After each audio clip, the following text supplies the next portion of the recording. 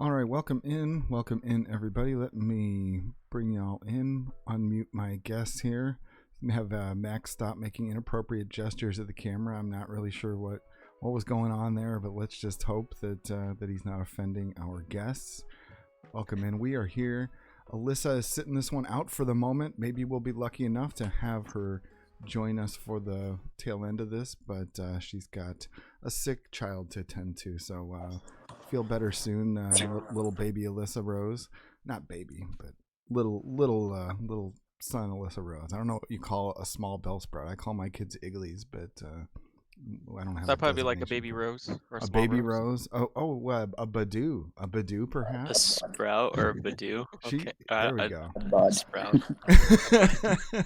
We are joined today by our usual my Bellsprout scientist D, the one who refuses to be classified as a Bellsprout, but is our oddish Sir Maximus, and our two guests, Queen of the Cutie and Rocha Babyface. And I understand we also have Dre Flames in the back with Queen of the Cutie, so you guys can clarify that all for me. I understand you two are classified as a PvP power couple. That's how it's been described to me. So I'm gonna need to be filled in on that. We've been trying to do a segment recently where we are talking about kind of the way that the community is more important than our actual results in the game, and just obviously we all want to win in this game, and you guys are quite good at the game.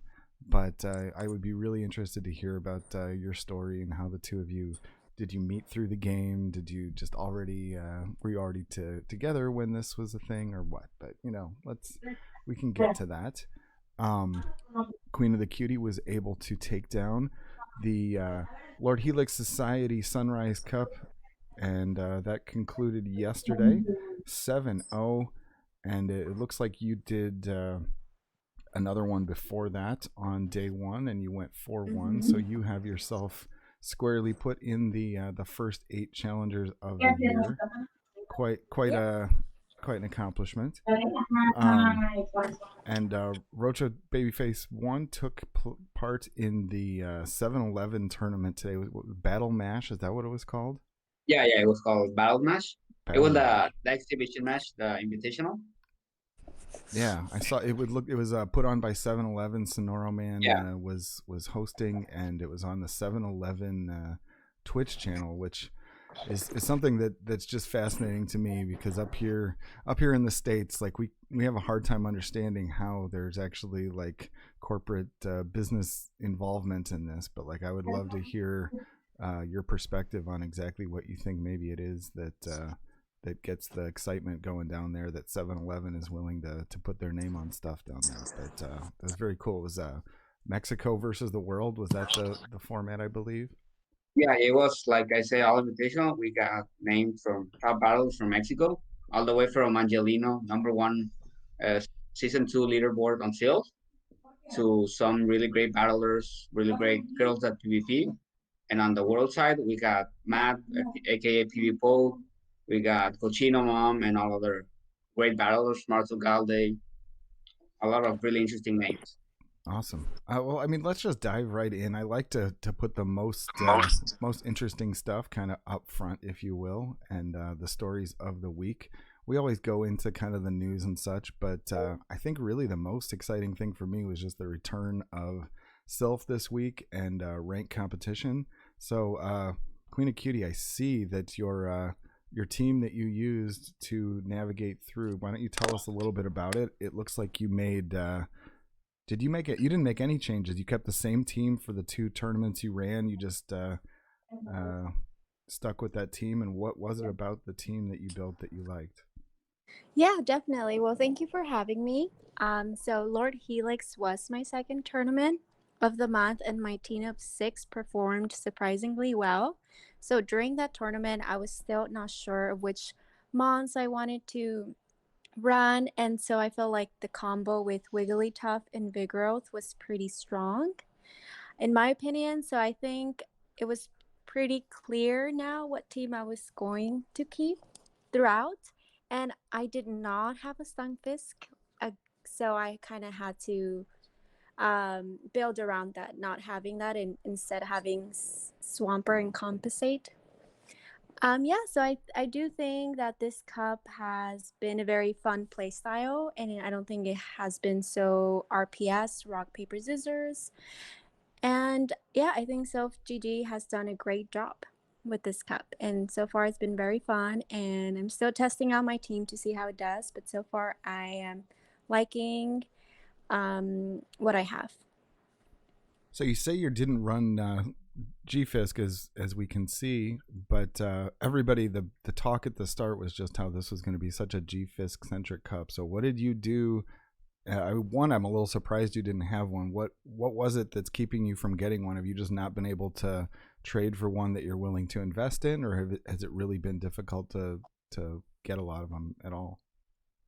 Yeah, exactly. I just have not been very lucky. I have gotten one yet, neither from trades or in the wild. So yeah, hopefully soon. I think it'd be an interesting Pokemon that I'd like to use. Looks fun. So was your main mindset just how to counter that? Obviously, you've got Vigoroth on the team, and so literally you were countering it. But how did you approach the idea that you were going into it with that disadvantage, if you will, or did you just not look at it that way? Well, actually, I did try to find other mons that would compensate and that would make up for it together. So the combos of my mons, I try to see how I would make it work. So definitely that I try to compensate by combining mons together. Was Swampert your main pick to kind of be the counter with its mud coverage or ground coverage and kind of similar moves, or? Yeah, I would say yes, correct. Swampert and also Mantine and Abomasnow. Okay. Yeah, they were my core picks. So after running these two tournaments with the same team and going 11-1, do you already have plans for exactly how you're gonna do the rest of the month? Are you someone who always makes sure you get your full number of tournaments in, or is this just something where you've gotten off to a good start and you've catapulted to the top of the leaderboard, but you don't really have much planned out? Well, it's something I'd like to stick to it. Yeah, I like to stick to. Okay, so you think that you're going to stick with this team? Is it too much to ask? Is there anything surprising in terms of movesets here? Or is that something you want to keep close to the vest? Yeah. Well, maybe I might add this certain Pokemon that I've been wanting to try out. It's is it Pelipper? Yes. Nice. Pelipper, definitely that'd be a mon that I think it's such a cute Pokemon and it's so spammy and I think it's a great pick. I know Dre Flames is using it and he used it, and when we did practice battles, I know that he was just wrecking me with this Pelipper. So definitely it's something I'd like to use. Nice. So Dre Flame, is Dre Flame still right there with you? Yeah, I'm right here. All right. So what was your experience where you were running Pelipper on your team and otherwise Pelipper and Altaria, and you had a G-Fisk, so you went a slightly different direction, but you also swept the day one that you did. How do you feel about your team moving forward? Do you think it's a team comp you're going to stick with, or do you think that that you're going to adjust moving forward? Most likely. Yeah, I'm loving it so far. We both kind of tend to stick to the same team. You know, we've done self season 1 and 2, and so far, once we find a team that we like, we usually just stick to it. And Pelipper, I think, is like a really good pick, and it's kind of underrated. And I'm kind of surprised that there's not more people like running it. I feel like Mantine is kind of easy to play around, while Pelipper is more straightforward, and it can be Mantine. So I really like the combo of Pelipper with Shadow Abomasnow, which can be Skarmory. So I think together that but the Weather Ball spam is really tough to handle, and it burns shields in a cup where shields are very important and energy management. So I've had great success with it so far. and that's why I guess she wants to run it too. She's jealous of my Pelipper, but she has a good shiny one though. It's not as ranked as high as mine, but Right. I think that's what's held her back, because like it's not a amazing PvP AV one, but it's shiny and it's solid. But while mine is pretty good, so we'll see. Did you say you're using a Shadow Abomasnow? Because I don't think Shadow. that's immediately clear when I'm looking at the arena card. They must not. Yeah, put true. that It doesn't information show. It doesn't show unless you click on the tourney, on the Yeah. tourney link. But it's Yeah, Shadow. looking Yeah, at the I tourney think link. it's better Okay. in this cup especially. So people, it is ranked more highly on PV Poke, of course, but sometimes that's based on just one or two key matchups. What is it when you were looking at it that made you decide that the Shadow Abomasnow was the way to go versus the normal one? Yeah, I tried out both, and I ended up picking the Shadow because it picks up G-Fisk and Skarmory specifically, and it just hits harder and burns more shields. And it's not really like a squishy Shadowmon because of the high, has a lot of HP, right? And the defense stat is the one that takes the nerf when a mon is Shadow. So it doesn't feel like a squishy Shadowmon, pretty much. And so I don't think it's a downgrade in that sense. It's just a little less bulky, but it hits a lot harder too. And because of that, it picks up certain wins. And it makes it more dangerous, especially paired up with Pelipper, who's weak to Skarmory. So now you give it like a counter to Skarmory to kind of protect the Pelipper, and you have Pelipper to protect it from the fire types or Vigoroth. Now, were you fortunate enough to have a good Shadow Abomasnow ready to go, or was it just kind of in between? I was. Now it's pretty good. It's pretty good. I would say rank like 300 or something like that. It's not crazy good, but it's still, usable. Right. It's been putting work for sure. I was really hoping today was going to be another Shadow TM day because I really can't wait to build one. But my one that's TM'd is not really worth building, so it's kind of depressing. Have you done as any? far as shadows go, like anything that's not ranked 1,000, like go for it. Right. It's so hard to get the right IVs. Especially Abomasnow, right? Because that rocket stock, the ice one, it's like extremely hard to find. Yeah. I think I found like 3 or 4 since it's been out. Yeah, sometimes like I think I have one that's like 1550. I'm like, you know what? Screw it. Yeah. For you, Rocha, have you? It looks like you haven't at least finished a Sunrise Cup yet. Have you started doing any that were just a remote that is not alive and you just haven't finished, or are you taking your time to do your first? Yeah, I'm not in any at the moment. I'm taking, like you said, I'm taking my time. I haven't sat down to battle that much. I know it's not that complex of a meta, but some practice is always good and necessary, in my opinion. So, and I'm on the Go Stadium lobby, so I'll probably rank that with a lot of top battlers. So, I think that'll be my way to go. Okay, and do you tend to look to do the maximum? I think it recently for this season went from 10 to 6 where you can actually weight them each month. Is that something that you try to really go out of your way to do when you're trying to maintain rank, or is that not too important to you? I used to, in season 1 and 2, like I always had 10, 11, 12 tournaments a month. But right now I'm a little bit more focused on content creation and coaching. So I kind of let that kind of aside, and I prefer to teach a lot of people how to battle, how to strategize. So maybe I will do like 1, 2, or maybe 3, but I'll for sure get my weight in. Yeah. Okay. So that's definitely something that I can relate to.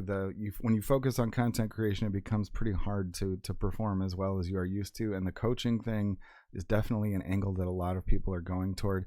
I'll just throw it out there that just yesterday I was announcing my pro-am that we're doing. If you wanna put your hat in the ring, we are having folks coach people who've never sylphed before or barely sylphed, and if you can win a small little Sunrise Cup that we will do in a couple of weeks, then we're going to make a donation to the charity of your choice. So if you're interested in that, you can sign up on the Discord. If anybody else who's watching or is aware of somebody who might be interested, definitely give a holler, because I'm looking forward to doing that. I know that that Queen of Cutie is and Dre Flames have some obligations going on, but I would love if you guys have the time to. Do you have the ability to just give us kind of a backstory for like, you know, the connection that this game has led to for the two of you, or just whether you've just shared it? I don't know what the story is behind the two of you. Yeah, no problem. So we have been together before PvP. So we were dating before that, and he was Stray Flames, was the one who was into the whole PvP scene, into the whole Pokemon Go, and he really just got me into it, slowly but surely. And then yeah, and then it was something we've both enjoyed, something that we can do together. So it's something that we can also just talk about and just strategize together, and that has been very extremely fun, at least on my part. And it's just a very cool hobby. It's definitely a cool hobby that we have both adapted, and yeah, it kind of gets also we get into our competitive spirits. But definitely we don't let it get to us. We know the limits and kind of where to draw. No, we do. Uh-oh. I'm hearing a dissenting opinion here. Nah, we do it somehow. Yeah. You know, What's you hear us screaming sometimes, like just practicing screaming together, but it happens. It's nothing personal. We just both become really competitive. So Yeah. Do you guys do a lot of like team building and theory crafting together, or do you kind of do your own things and then test it against each other? Or we do. I'm not gonna lie. I'm the one behind it usually the most. But all right, so here's the truth. I'm gonna spill the truth here. Season 1, I've always put together like all her teams. Okay, so that's the truth. You have No helped shame. me. No, I just like, you put no thought into it. You Taking just all roll the with it. credit. You loved it. I know what Pokemon she likes, so she would be just like rolling with them and like, yeah, that looks like the Queen of the Cutie team. Let me try it out. Then she would master them, and then she, but she's always been the one playing though, And we practice a lot. As soon as the meta is released, usually we just start, testing out stuff, but then in season 2, definitely she started like, kind of like taking the meta more in her own hands, and just kind of like started like learning more about, Yeah. Also she had more experience too with certain mounts too, so she started kind of have a feel for what mount she liked using, and what she wants to usually like build a team around, Yeah. And now season 3 has been a little different, right? Like this team pretty much, like she was struggling a little bit. I figured out like a team that she would like using, because she kept getting wrecked. Like the first week, I would just like murdering her all the time. So Yeah. But- I have to but- make some changes. so Yeah. we came up with that team like 2-3 days before the tournament.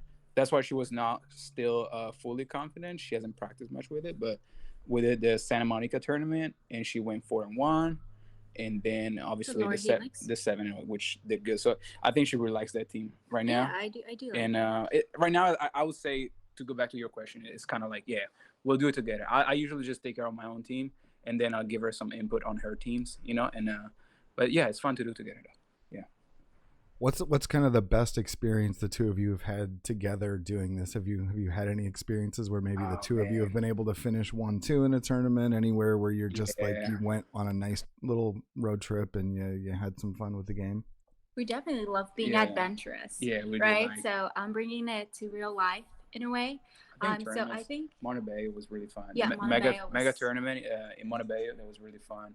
I think I went, what was it, 8-2, and she did pretty good too. Regionals was really fun too for both of us. definitely having the community there. Usually big tournaments in general, like when we both do really well, or like we finish like 1 and 2, or like in the top, right, both of us, or like get the gold medal, it's usually fun. But to be honest, like we're like a team, so even if I suck in one tournament, but she let's say she wins it all, like I'm just super happy as if I won the whole tournament. So like I was really hyped.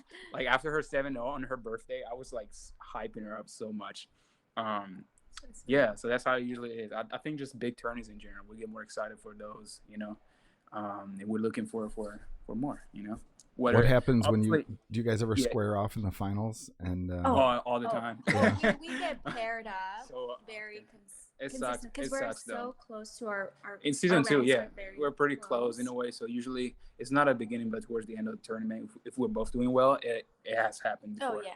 But it just sucks because like we both know each other's like team so much, we'll be Exactly. practicing so much, and it becomes all like about mind games pretty much. So it's whoever predicts, the other one, or like vice versa. It's tough. Those are always tough matchups, but it is what it is. Obviously now we're in lockdown, but what about before? Have there been any long car rides home where one of you beat the other pretty soundly and wasn't really too happy about it, or are you always able to keep an even keel? Yeah, there was one. There was one? I remember one in season 1. Yeah, it was more at the beginning. So here's the thing. Obviously, as a couple, like, you go through like different experiences and you learn from them, right? So season 1 definitely had a lot more quote unquote conflicts, right? And then we just learned how to handle them, right? And so season 2 has always been positive overall, Awesome. So yeah. And so overall, I don't, like I said, I want to let you guys get to your whatever your engagement is tonight. But what would you guys say is your goal for the whole Sylph season, or for PvP in general? Like, how do you approach it, and what are you looking to do this year? You want to go first? I'll go first. You can go first. I'll go first. Okay. I don't know. Just like the usual goal is just like doing the best we can do, right? You just control what you can control. You understand that. Especially right now with this pandemic, like, we have a little more time to do it, so whenever you have time to put in the game, you just do it and try to do the best you can and have fun with it. The community is awesome. We just created a Twitter like yesterday or 2 days ago. People asked us, "Oh, you need a Twitter." We just created it. And yeah, just have fun with it as a couple. Like I said, something we enjoy doing together, and as a couple, and do the best we can. Be part of the community, get some spotlight. I'm joking. But yeah, I would say that's probably like the main goal at the end of the day. Yeah, and to add on, I would say we're just taking each cup at a time, right? Taking each cup at a time, and just having fun with it. Fantastic. Was there anything that any of my Bellsprouts or Rocha wanted to ask before we let them be on their way? Well, Scientist, go ahead. Oh no, you go ahead. I was gonna say, so at the very beginning when the cup got released, I was like, okay, GFIS looks like it's the apex predator. You can definitely not win with GFIS, as you clearly showed today with the Lord Helix team. And I saw that you used a charmer. I was wondering how useful that charmer was, or if it was more something like it baited out the GFIS and you just completely decimated that GFIS. Oh, Wigglytuff. Yeah, so I think Wigglytuff was a great pick. I think it was I would say my MVP during that cup. During that tournament. Yeah, I felt like it just chunked a lot of mons down, with the charm, and definitely having it as a closer towards the end of my match with the shield. So Wigglytuff had a shield towards the end would really just served me well, right? Because it would chunk things down, even if it was, let's say, a Stunkfisk that had already taken damage from my other mons and then sought Wigglytuff again. So definitely, it did require me practice on how to use Wigglytuff. It's not something easy, and kind of knowing if I want to keep health on it or do I want it just to chunk down some health of the other mons. So yeah. Definitely, I'm still figuring it out, but so far it has been a key Pokemon to my team. Yeah, the story behind is that she did not want to use it for this cup at first, but I suggested it because I feel like it's not very rock paper scissors, and so I feel like just chunking stuff down, like, and teaming up with your whole line of 3 to take down some mons is I think it's pretty key. And shields, energy management is very important, and even if it usually kind of puts you at a shield disadvantage, you can always make up for that shield, with the heavy hitter moves, and you just gotta learn how to use it overall. Yeah, definitely. It's a very spamming cup overall, so you would not. It does a surprising amount of damage with the charm, like even against, like you said, the GFIS. The fact that it just hits hard, it's got stab. If maybe and Wigglytuff is pretty chunky. So it can take like a charge move or two, especially if you get it against like an 8-whack. They have to throw a really bad move like Bone Club. Right. Yeah. So if you're able to farm that down or make them spend all the energy, so that way, maybe Wigglytuff parishes, but they're opposing like a little Marowak or something is so weakened or has almost no energy. It turns a very farmable matchup for maybe like your Swampert or even like a Vigoroth per se, and then you go into a matchup with a Shield or Advantage or something, and just like completely change the momentum of the game. But I wasn't sure if it was something that that you actually use or not. But you said it's a MVP, and you're one of the few people to run a Wigglytuff. So kudos to you. Thanks. And they play mind games too, I would say, because usually like teams like if you have a Wigglytuff in your line of 6, teams might have to overcompensate, kind of, like bring a steal or something. Or I've run into So double steal. Exactly, or double steal, right? So you can kind of like play mind games with it. And, like she told me to, like she was like, oh, sometimes I'll bring it, but if they expect me to, I might just leave it like on the bench and just wreck them with the other Pokemon. Yeah, because you go like Vig, Swampert, Wiggles, and then like Swampert and Vigoroth kind of in some cases have overlap in coverage. So whatever you see, you can be like, okay, Wiggles, like you can go down, you can rest easy, you did your thing. The rest of the team is going to be spammy and just take care of the rest. So that's awesome. And battling or seeing you in regionals last season, I see you near the top, and I'm just kind of like, all right, I'm staying away from Queen, I'm staying away from Gray. Like I saw R6 Racing 6 has like a more meta team that I would imagine everybody running, and he's not an easy battler either. And to see you come on top in such a stacked tournament with people like Hot Pocket, R6, like it's really cool to see. So again, congratulations. Thank you. Thank you, Sir Maximus. All right. Did scientists have something before we let them go? Oh, I was just gonna say thank you for coming on, and your team is super interesting. It's interesting to see how like kind of your thought process a little bit. I'm not gonna repeat anything because I just noted it, but but yeah, that is super cool.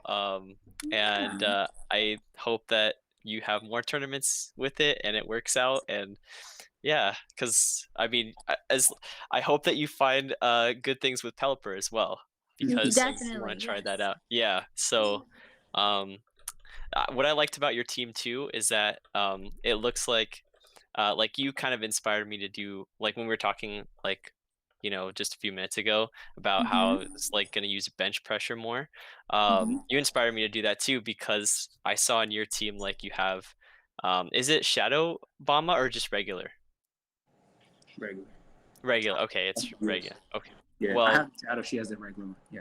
Okay. Well, it's still a lot of Stunfisk pressure, and like that means sometimes like maybe your opponent will not bring it, and your Wiggles can kind of run free as an anti-flyer. So I think that's really, really cool. So yeah, I like that whole idea, and I'm gonna try to implement something like I said in one of my newer teams. For sure. Yes. Yeah. All right. Well, thank you. Well, thank you guys for having me. It was a pleasure to come on and talk about it, and and having Dre Flames too. Thank you guys. Much appreciated. Yeah. Thank you both. Thanks so much for joining us. Hope to watch you throughout the season, and if any more stuff comes up, we'd be glad to have you on again. Have a great night. Thank you so much. You too. Bye-bye. Bye. Bye. All right, let's shift gears quickly into that 7-Eleven tournament. So Rocha, how did you get contacted about taking part in that? It looks like it was teams of 6 or 8? Let's see. It was, well, can I talk about the history kind of 7-Eleven? Yeah, go through the whole thing. Go for it. Yeah. Like the first big event from 7-Eleven was the kind of the Battle Tower, the Monterrey Battle Tower last season, with King, with Swagrons and Norman, a lot of interesting battlers. The one that actually King won. So that was at a 7-Eleven at a parking lot, at their parking lot. And before that, they had a GPL kind of event, like a quick match of free and getting pairs and all the way to the top winner. And the top winner, I think, received some gifts and stuff. So that was like the first big event. There was like 2K people right there on the parking lot. It was freezing for me, but King was in shorts and sleeveless, so not that much for him, but it was really fun. After that, with this whole COVID thing, we got like I think Copa Ventura it was called. It was like you register to get a place for a 7-Eleven tournament, some matches and still. And one of the player who won got an invitation for this Battle Smash, this exhibition tournament, and that way I was contacted. I met Son Roman at Monterrey. He's from Monterrey, so we've been kind of in contact since then. So he contacted me. He gave me the idea, and obviously I'm more than happy to participate in anything the community has to offer. So I was for sure in. And the concept was you were going to play 3 matches, one in Great, Ultra, and Master, all Premier formats. So no legendaries, no mythicals, in all 3 leagues. You had to build a team of 6, but you cannot repeat species. So if you use Swampert in Masters, you cannot use it in Ultra nor Great League. So it was 18 unique species for the whole tournament, and you're going to play a best of 1 in each league, getting a point for a win and 0 points for a loss. And that point was automatically transferred to your whole team's Mexico's. So that's on 1 point each win, and everybody there were like 24 I think battles, 25 battles I think, 27 yeah 27 battles. So the first 14 won. Oh yeah. So it was just one point per, you say, so it was 1 in each league, 18 unique species. Is there anywhere other than the stream where we can actually see the teams that you guys used, or you could just tell us, I guess, what the teams you guys had were? Because I know I was trying to watch part of it, and of course due to the language barrier I could only understand parts of it. Yeah, sadly the 7-Eleven Twitch isn't affiliate because it just started. So there is actually no bot to go and watch out. Yeah, the teams they weren't like really unique. We had like everybody had like an Azumarill, a G-Fisk, in Great League. The only unique thing I think Matt from P-Poke got, he brought Kakuna to his Master League match. It was really fun. Yeah. He actually he got in his team of 6, and he actually used it. Oh man! So he brought Kakuna. He brought a shiny Kakuna, So it was really fun. Like it's not a tournament match. It's not going to count towards anything. So why not have a little bit of fun? That's awesome. Yeah. But both we had also Spirit Chief, Marto Galde, Cochino Mom, Rekapeka. Psionic was also a participant. So like really top content creators, battlers, known persons of the community. So it was really fun. No matter who lost or won, I think the community as a whole was the winner, because 7-Eleven is, I think, international, or at least we have 7-Eleven in a lot of places. Right. Luckily, Mexico and 7-Eleven are the first to get some kind of these tournaments and events. So hopefully they can spread out to USA and all the other parts that have 7-Eleven. And why not make a PP like some kind of an esport, make a USA versus Mexico 7-Eleven sponsored tournament later on.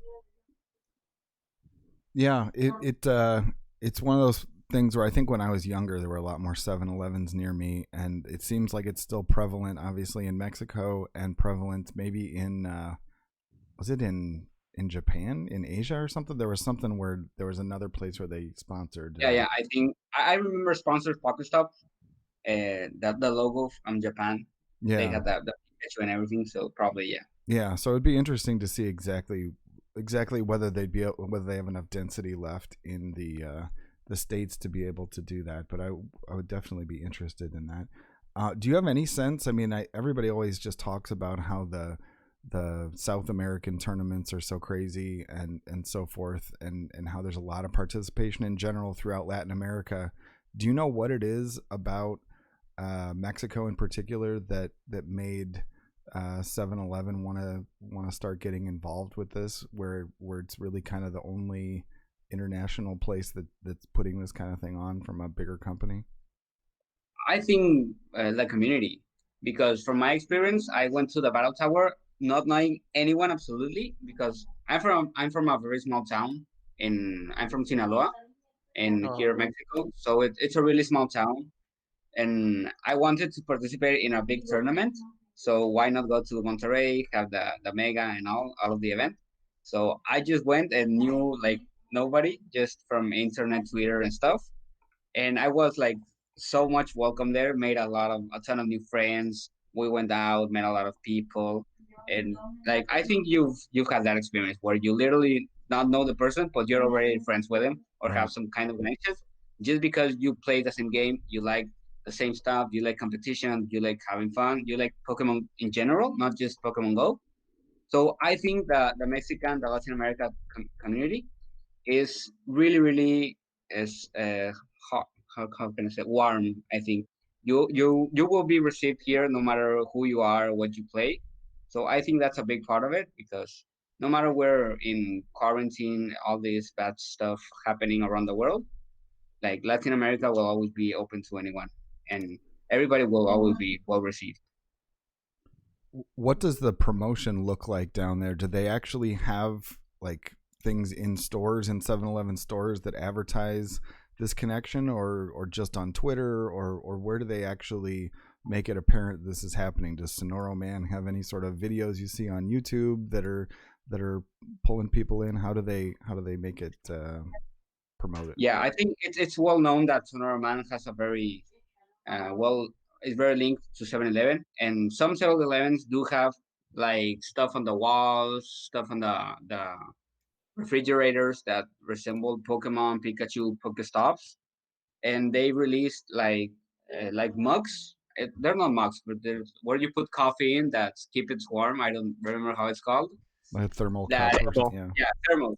Yeah, Yeah. that literally say Pokemon Go. It wasn't exclusive for GoFest, so it went through and they sold it through 7-Eleven. So we have all these kind of different varieties, and that's the only place you can get it. Do you feel like Pokemon Go in general has just a larger more active community down there, or do you think it's specific to the PvP thing that it's more of a thing down there? I think in general, because like not everyone is interested in PvP.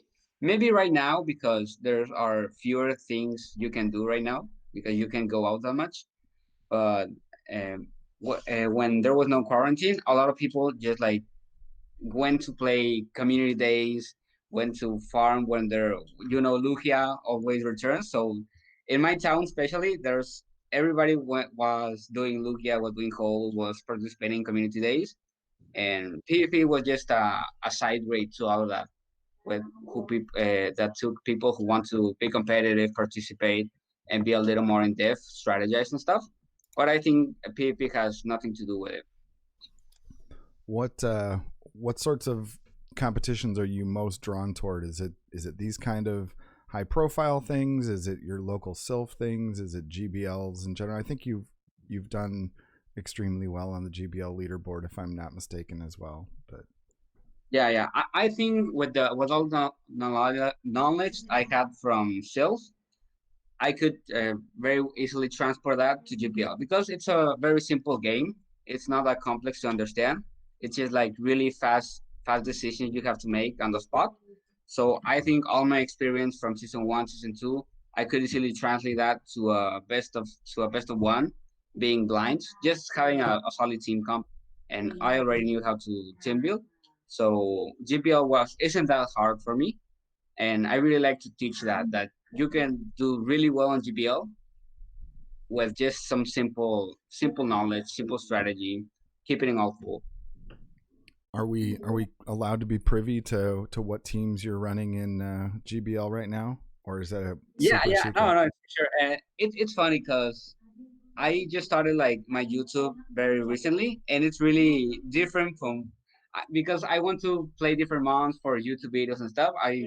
I think you know what I mean. Right. So I'm not sticking to one team, but I have a lot of dust, so I power up things just for fun. Like I just power a shadow like Divider and all those shadow things that don't really make much of sense.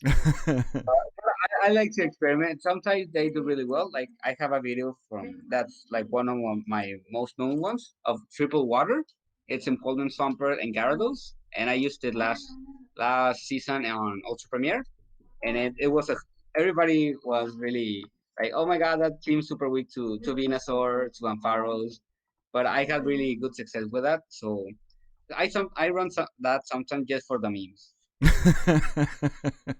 Max, And you it's got a really solid team. I got to I think number 6 or 4 last time on Ultra Premiere right. running that.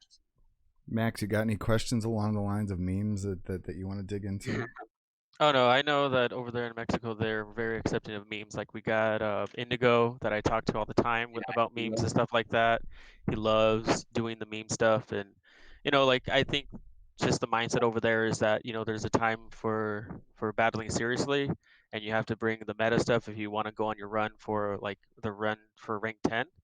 But between 1 and 7, maybe it's like, okay, let's just have some fun here. Let's see, Yeah, like, let's experiment and let's run the memes. And then, oh, you know what? I did really good yesterday. I can afford to meme today. And then after that, like, all right, now it's back down to business and let's get this.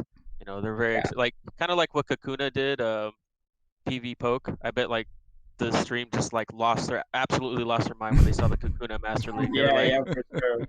yeah, and like that's why I like going from community to community and seeing them do stuff. But it sounds like the 7-Eleven stuff is what The Simpsons did a long time ago when the Simpsons movie first came out, where they had like the stickers on the fridge of like Ralph Wiggum. They kind of decorated it up to be like a quickie mark type of thing. So that's really cool that 7-Eleven's doing some kind of promotion like that, but with Pokemon Go. Like that's really cool. Yeah, for sure. Pokemon Go is Pokemon Go, and Pokemon is just a huge company. So having them make that effort in Pokemon Go specifically is really really good for the community, and it opens a lot of doors for everybody. You got anything, scientist, that you wanted to ask about? No, I think that's awesome. I love that mindset, and I wish I had it. Yeah, like Matthew said, you have time for everything. Like I think Right. the run for rank 10 this season isn't going to be as hard because last season was the most difficult time I had personally going to rank Mhm. 10. But this season it looks like you have a lot of time. You can practice. You can get some new Pokemon, try out stuff, and like he said, maybe you do really well one day, and next day you can afford to spice it a bit to lose some points. It's I at like the end of that. the day, it's a game. You should have fun. Yeah, 100%. Yeah. I agree. I just take everything seriously. I don't know why. I don't know what's wrong with me. I have a Yeah, thing. yeah. We all like Yeah. to win. Don't get me wrong. Yeah. I think nobody likes to lose, especially I if don't. some lag or some RNG is in place. But Right. sometimes it happens, sadly. Oh yeah, no, that's 100%. Yeah, no. I definitely it's weird. Like it's not I don't know if it's that so much as it is I just take everything seriously. I'm not like upset. Like I get upset when I lose, but it's not like, like I was expecting to win. I don't know. It's just yeah, I don't know. It's weird. TZ Anyways, Spanks yeah, I and really like that mindset. TZ Huh? Spanks and Rizachi really want to know whether you like to shield.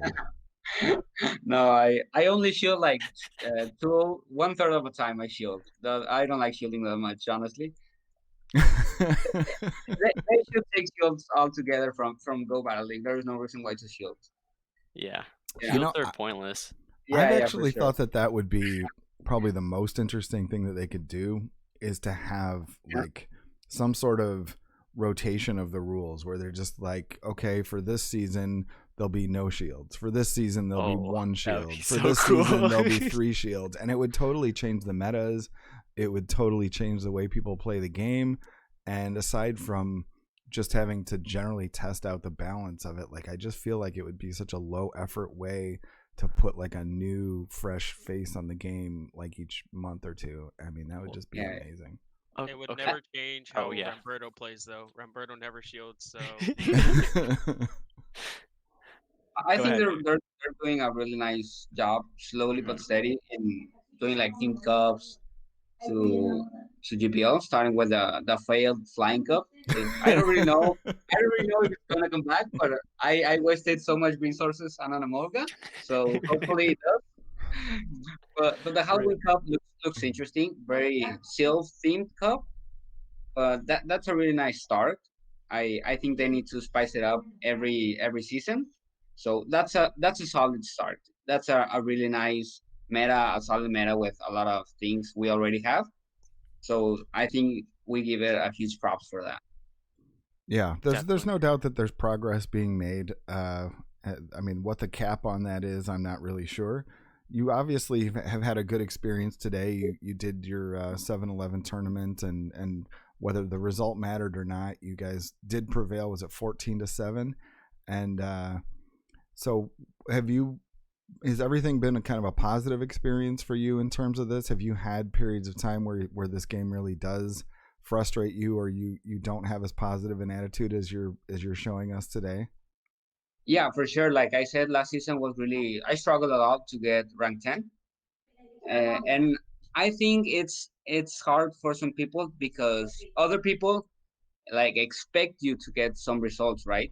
Because you've been an elite battler, you've been a season one, rank 10 multiple times, and they expect you to get rank 10 because that's what you do and that's what you're supposed to do. So the self pressure when I was not getting it was really really frustrating. I was like mad with, for everybody. Like it was really hard for me those last days because I got it when all the three leagues came back. So it was really bad. That was, I think, that the most mad and stressed I've been playing GPL. And when you do get frustrated with it, is it that you feel like the game itself is letting you down, or do you really internalize that and feel like that you're not doing well? I think it's a mix of two because you can do well until a certain point. Because if you're with a two shielded Machamp against a Hypno, you even if you two shield, you're not gonna even use your shields. Even if you played X match correctly, sometimes it just doesn't go your way. And it's that one pick, that one mon in the back that just wrecks you. Or sometimes you have the lead, you have the counter switch, but sometimes Slags kicks in or something else. But at the end of the day, like I said, it's a game, so I try to not get that mad. So let's I try to get that mindset on. And I approve of that. I definitely do. What sort of goals or expectations do you have for PvP as a game and for yourself moving forward? Like, what do you want to get out of it, and what do you expect from yourself? As a game, I would really like to grow the community because PvP community isn't that big, honestly. It's a really small portion of the competitive scene here. So I think a lot of people just PvP to get the rewards with rank 7 elite TM. So I would really love that more people get involved, more people get on the competitive side because it benefits us all. Maybe if 7-Eleven saw that, oh, these guys are doing a 200 rep tournament on Silph, and they ask, what the heck is Silph? So, okay, let us get in touch. Hey, what are you doing? No, we're doing a themed cup and some bands, some only these types and stuff. And I think communication is key there. So the PvP community, I think it really needs to grow a lot. It's been already growing, but I think we can still manage to get higher. And with regard to your own community down there, what has been your observation about what maybe needs to change for people to really show an interest in taking more, approaching Sylph, being more competitive, not just doing it for the rewards? What do you think is the biggest hurdle? On my community, I think the biggest hurdle is time investment and resources because, like I said, I'm from a small town, and you have to really, really grind to have decent Stardust. I before PvP, I love to grind, and that was that kept me moving. I'm not a shiny collector nor condo collector. I really love to grind, catch Pokemon, Stardust, power up stuff for short mining raids. So I had that Stardust to invest in PvP when it came out. But a lot of people did raids with 20 people, and that's not really a problem. But I think resources are one of the main obstacles to people resources and time are the main obstacles for from perverting people getting competitive. One of the things that's always hard for me to gauge, and I know for me, I would say that GBL is probably a small net positive in Stardust. But what do you think your experience is in terms of that? Do you think that you end up spending more to just kind of make interesting, fun things in Master League and Ultra League than you end up making out of it, or do you feel like it's one of those things where it ultimately helps you have resources to build in Sylph and other things? I think on the long run, it's a positive because you can only build that much months. You're not going to build like two Shadow Snorlax for Master League, right? You're going to build one, and it's going to be there all the time. So if you build a solid foundation, you get your Azumarill, your Altaria, your Giffys, you're all set good to go for Great League. Then you build your, I don't know, your Registeel, your Giratina for Ultra League. You can play with that a ton, and you'll need like a big nerf to make that completely useless. So I think in the long run, it's still a positive. And do you think that that's the experience for the more casual folks that are coming in, or do you think because they have so many fewer things that they've invested in already that right now they're still kind of ramping up to be able to participate in events that require more mons? Yeah, I think a lot of people just participate in Great League because it's the cheaper one. And right now, sadly, we didn't have Ultra Premier first season of GPL, and a lot of people invested in a Registeel, in a Giratina, and that's really high cost for some. And after that, Ultra Premier, and you have all these options that maybe your favorite Pokemon is really useful, like Gallade. Like there was no place for Gallade in Ultra unless it's Premier. And Executor, you have a lot of fun options that you can make. So I think that's kind of sad for some people that build some really high cost mons, but it's a blessing for most of us that we can manage to don't spend that much resources in some stuff and spend it on others. And what would you say with regard to just how you continue to play the game generally? You say that you like to short man raids and all that. Is that still something that you're actively interested in? Does the game still keep you engaged, or is it almost all PvP related now? Yeah, I think it's like 85% PvP. I still like to grind when I can. I have a small park near me that's almost always empty. So I just maybe go there, make a loop, and come back to my house. Especially on like I think it's the hours on Tuesdays. I don't know what it's called. And we get a special Pokemon and a bonus. So I really like Spotlight to hour. do that. Spotlight hour, right? So I really like to do that to grind to maybe get a new shiny. Even though I do not collect shinies, I tend to get a lot of shinies that I sometimes when I have multiple copies delete. So that makes people angry, and that's really nice sometimes. It makes people angry, and that's really nice sometimes. I love it. Oh man. And If trading was like free, I would give away almost all my shinies. But yeah, sadly, it's like a million Stardust for new ones, so it's not gonna happen. yeah, that's a very frustrating aspect of the game. Like I can understand to some extent why it is the way it is, but it really is true that like as much as you want to kind of give away shinies and legendaries, like the game really doesn't want you to do that. Yeah, for sure. Anything that you're aware of with the 7-Eleven promotions moving forward? Do they just kind of keep you informed on a one event at a time kind of basis, where it's like this is what we've got coming up, and do you want to be involved, or is there more that you're aware of? Yeah, I think the Battle Smash was just like I said, a preview and exhibition, and they're going to do that on a monthly basis, but like do it on with more teams, with more participants, and that was just like this is how we are planning to do on further months. Like you're going to build your 8 team unique, 3 teams. You're going to play each one league and getting more points for your team, and but I think that's going to be announced Wednesday. More details on that. Nice. So that looks really fun, and I think it's a 7 month season for them, kind of like that, something like that. One thing But it looks really nice for sure. One thing that I would personally love to see from that angle is that, like, I just kind of tangentially see the talk of these different 7-Eleven events, but because so much of it is in Spanish, it doesn't feel like a lot of it gets translated over. So, like, whether it's you or Sonoro Man or somebody else, like, I'd love to have somebody who's aware of kind of what's plugged in have some sort of updates on Twitter, if you will, just to let the rest of the world know what you guys have going on. I mean, and if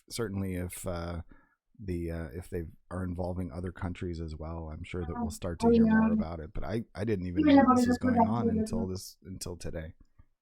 Yeah. Sadly, I think it's the third big tournament sponsored by 7-Eleven, and like you said, like sometimes we don't get to see like tournaments because they're in English, but sometimes it's the other way around. And Right. being like bidirectional in that sense would be really awesome. Even if it's only Mexico participating, getting people from the English speaking community, like King, like yourself, like all of these amazing content creators, like, oh, this is happening and you can find this in Spanish or in English if you like that. Right. Just watching a huge competition being sponsored by a huge company like 7-Eleven, that would be awesome and open stuff. Like, I think that the English speaking community would be, hey, we have something like that, and it will get a lot of people moving to make it possible. Right.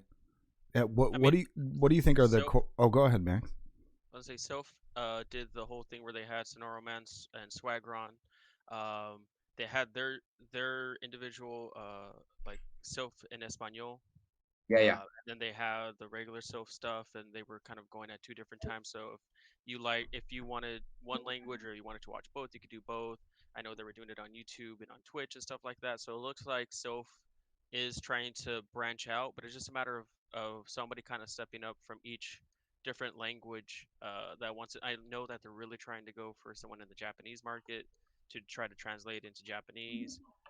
So I know Soph is trying to work on some stuff, but if like with the 7-Eleven Cup, and if people who are bilingual, or even if they can maybe they don't speak it but they can translate it or something, or to help to edit some of these translations, that'd be pretty cool. But Twitch barely got their closed captions to work, so I'm sure later on down the line there'll be an option to like get the auto translate, even if it's not 100% accurate. I mean, like, it should be close enough where people can kind of like figure out the words in between, Yeah. So that's very exciting. I think it will come with time, like you said. This is all getting started, and hopefully, all the people involved know that they have to branch out just like Sylph, because there's a lot of community in a lot of languages, not just Spanish, not just English, not just Japanese. So I think that's the right way to go. What percentage of the Mexican PvP community would you say is bilingual that you've experienced? Like, I mean, obviously, it seems like it's probably more common going that direction than it is the other way around. So I don't know how much the Spanish-speaking folks feel shut out of the English content versus the other way around. I think it's still a lot. We get most of our stuff from USA, like movies, series.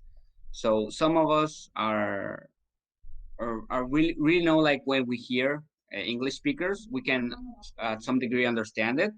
But I think Spanish, it's a little bit more complicated, especially written. So, but I think a lot of people struggle both ways. There is not it's not easy to hear a language if you don't have a background about it. Right.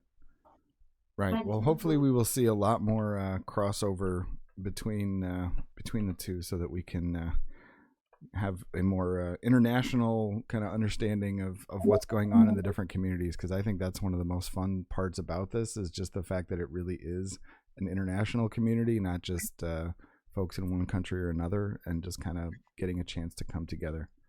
And who are some of the people that are in your Go Stadium lobby? You talk about that being your main lobby. Do you have a pretty strong international representation there, I'm assuming, because that's pretty much the nature of Go Stadium?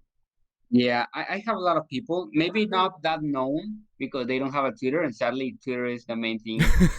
Battlers get known, right? Right. But I have a lot of names like Ranger Mimikyu, Verge, Gucci Gang, Nerd 93, Tibu, Mudkeep AC 3 liters. I think Celefanor, and I've gotten a lot of new names. I haven't started yet this season, but I've gotten a lot of new names that I recognize from Shield, from GPL. So that's going to be a lot of fun. There's been kind of a lot of talk recently about kind of the static lobbies. I guess static lobbies especially, but just the lobbies in general being a little bit dead right now because people are so interested in picking up these mega tournaments and there's no friendship requirement from the beginning, and so it makes it a lot easier. What is your preference in terms of that, and do you see that as a problem right now? Yeah, for sure. I'm an admin in Pogo Coliseum. It's like something just like Go Stadium, but smaller. Right. So we had a lot of 20-person lobbies with building friendship, battling in a month, etc., etc. And like all of that is dead right now because, like you said, nobody wants to do a 4 round or 5 round. If you can easily go and do a 6, 7 round. But I think in Go Stadium, especially the elite tiers, people will still be interested because that's a guaranteed competitive tournament, right? You're going to get only or almost only ace, elite, even legend players. So some people really like that. Oh, this is going to be a really tough tournament, and I'm down for that. And Right. and then you can go and get a 7 rounder if you need to, a 6 rounder easily. Would you say, is that your primary interest in kind of battling the best and just having fun with it and seeing where you rank up as opposed to one particular like just getting a tournament in randomly? Yeah, I would definitely prefer battling people I know or I've talked to rather than just like a random battler. Even though I would know he's really good or she's really good, I prefer battling friends or person I talk to frequently. And now you've already said that you like to perhaps troll a little bit by deleting shinies and getting under people's skin a little bit that way. There was something I think that maybe Max and Scientist have dug into the thread a little bit more than I have, but For the Battles posted something on Twitter this week about essentially streamers, content creators battling others and not really being positive about it, kind of having a very negative attitude toward their opponent. What is your general feeling on kind of the idea of sportsmanship and just kind of like the line between being competitive and being friendly? You talk about the Mexico community being very friendly and welcoming to you, but what do you think about like actually talking about, you know, somebody's battle skills and the like, especially in a public setting? I think, like I said, at the end of the day, we all want to win no matter what, right? And sometimes we get upset when we don't. Well, I think we always get upset when we don't. But talking about someone, sometimes you think you deserve something. Oh, I deserve rank 10 because I made all this Pokemon. I battled every day. I'm good. I know I'm good. But sometimes it's not being good. It's not that you're bad. Sometimes you're just unlucky, and it happens. Some days you're just going to lose no matter what. If maybe you're playing really good, like Matthew said one day, and next day you're like, GG, I'm really outlucked today. But I haven't seen that much of trash talk, I think that's called, to other content creators. But yeah, I think it happens, right? Especially when it's like an underground streamer or a not so known content creator that can talk up freely without being publicly known. And that's a really sad thing because you're giving your opinion and some people really look up to you, and giving that kind of opinion about somebody that you don't even know, right? You're just sad because you lost or you lagged against them. It's really frustrating. Right. Yeah. Do you have any particular people that you've connected up with through the game outside of your Latin American community that you're particularly good friends with right now? Yeah, I don't usually talk that much through Twitter or something, but I talk to a lot of people, especially people like, hey, I need some help with GPL, with Silv, and I'm more than glad to help, right? and some people I've helped and talked to them, and get to know them a bit better. And I've talked kind of much to, I don't know if you know her, Anadactyl, Mm-hmm. sometimes Cochino Mom, and especially girls at PvP. And that's a really huge movement, and I really like that what they're doing, like getting known for being really good, for being a really positive side of the community. So that's really nice. Getting known for being such a great person, not just battler, is like the way to go here. What would you say? I don't know what the international reach of the girls at PvP thing is. I definitely think that there are several international representatives that fall under that blanket. What is your feeling on kind of? We also had some Twitter conversation going on this week that seemed to rile people up in terms of whether the girls at PvP hashtag has to be like a thing that's only used in a certain way, or whether it needs to be or like whether you should denigrate or use it as a very I guess sexualizing was one of the things that was claimed out there, as opposed to just uh building up. Do you have a strong feeling on that? Yeah, I think people get upset way too much, and nowadays people want to get upset about everything, right? If Right. they're not met with their standards, like it literally just bothers them. But I think if you use anything, any hashtag, in a respectful way, and not like separating two communities, like, hey, we are, I don't know, battlers, and you are just girls at PvP. Girls at PvP is just a side part of battlers, right? It's not like another whole community. It's just like they need to get, sometimes sadly they need to get that recognition, because they're not getting it. Just like uh, what's the girl's name that came in before? She Queen just of the swept Cutie. Oh, Queen of Queen of the Cutie. Cutie. Yeah. She just swept a 7 rounder. That's like awesome. I've never swept a 7 rounder, so huge props to her. I think that's really well deserved. And sometimes you see, and it's a girl that does it, and you don't give that credit. Sadly, it's the world we live in, and hopefully it change someday. But I think it's if you use stuff and you post stuff and you tell stuff and with respect, it's good. It shouldn't be a problem, right? Right. So did Max or scientist, did you have anything to chime in with regard to the For the Battles Twitter conversation that were regarding treatment of one another? I guess that it kind of seemed as if by implication they were suggesting that it was FP Sticks that was the person whose comment they were taking objection with, and I really don't know.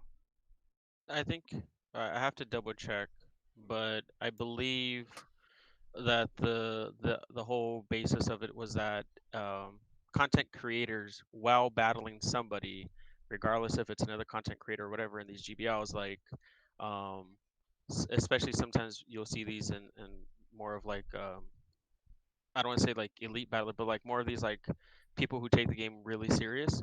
They'll say things like a very clear and decisive type of typing advantage. Say you have your Venusaur and it's battling something like I don't know, like an Ozumero in Great League, right? And they throw a Hydro Pump instead of an Ice Beam, and you don't. You're like, okay, I'm gonna let my Venusaur go down. I'm not gonna spend a shield. I don't even have an energy. I'm just gonna let this Venusaur die to an Ice Beam. And they throw a Hydro Pump. You're like, what an idiot! What idiot throws a Hydro Pump? You just wasted it. What a moron! And you talk smack about the other person, forgetting that they're a human being on the other side.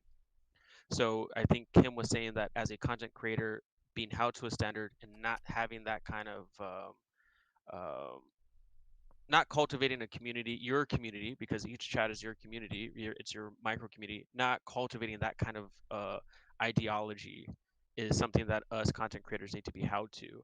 And if you're gonna stream, you have to take that into consideration, because anyone can stream right now. Everyone's streaming right now, so you can get somebody who's brewing and cultivating toxicity, and we need to kind of recognize that that exists, and all these other content creators have to hold themselves responsible. Maybe we don't exactly have to go out and hold each other content creator responsible. Like I shouldn't be holding you responsible for how you run your streams, right? It's more of if I'm going to stream, then I need to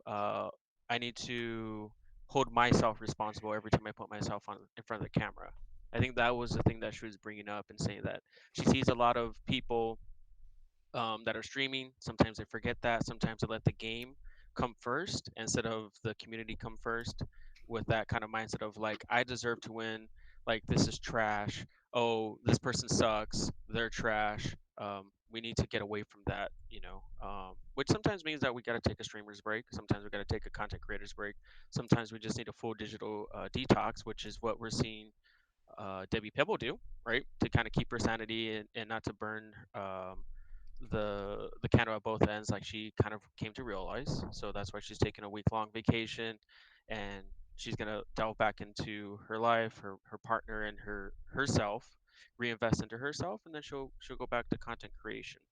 So I think that was the main focus on that thing, because we do get frustrated with the game, but we shouldn't necessarily be taking it on each other, because there is a human being on the other side of that avatar, on another side of that account. So Indeed, indeed. Anything to add, Ethan? Yeah, no, I think that that was very well said. I think that she was mainly referring to like the people in chat, although I know streamers are also guilty of it too. And that's personally why I like it doesn't directly involve this, but it's personally why I choose not to um, say bad language personally, because I don't ever want to be in that position where like I'll just say, "Oh, that's unfortunate." Like I feel like I say that a lot for in terms of like a misplay or something like that. Like I'll be like, oh, that's unfortunate for that guy.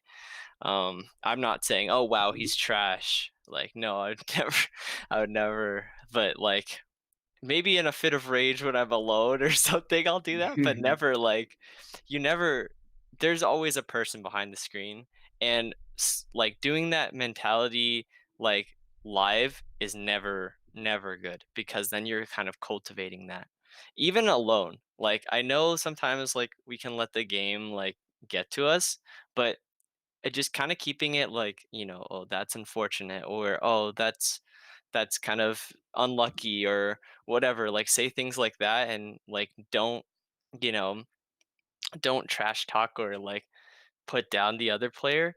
It's important to have that mindset, because if we justify it for a live setting on Twitch, what what makes that different than a live setting in person, like a mega tournament? And then now people are going to say, oh wow, you're trash for throwing that move, like when the other person is right next to the person. So it's going to be interesting to see the dynamic of megas and stuff when we return from this Twitch scene, uh because of this whole like, I don't know, the scene that we've created. And it's interesting because that the For the Battles tweet kind of highlights that. um, and maybe I'm hoping that it's still the same as it was before COVID, but I'm feeling like it's going to be a little bit more different now, and that people might take the game too seriously. Um, and that's something I'm afraid of. But ultimately, that's not going to stop me from going to megas, because I love people. And what Yeah. dynamic would make you think that now it might be different? Is it just the influx of folks that have more of a GBL background, that don't have the past history with Sylph, kind of coming into a competitive scene and not really having the same kind of standards, or is it something else? I think it's a combination of just quarantine in general, and then the online scene of GBL, just kind of transforming the whole Pokemon Go PvP scene into more of a competitive outlet. Um, I think that, it's a hard time right now. Obviously, people are going through real tough things in life, and that also shapes how they act. And that's not always the best.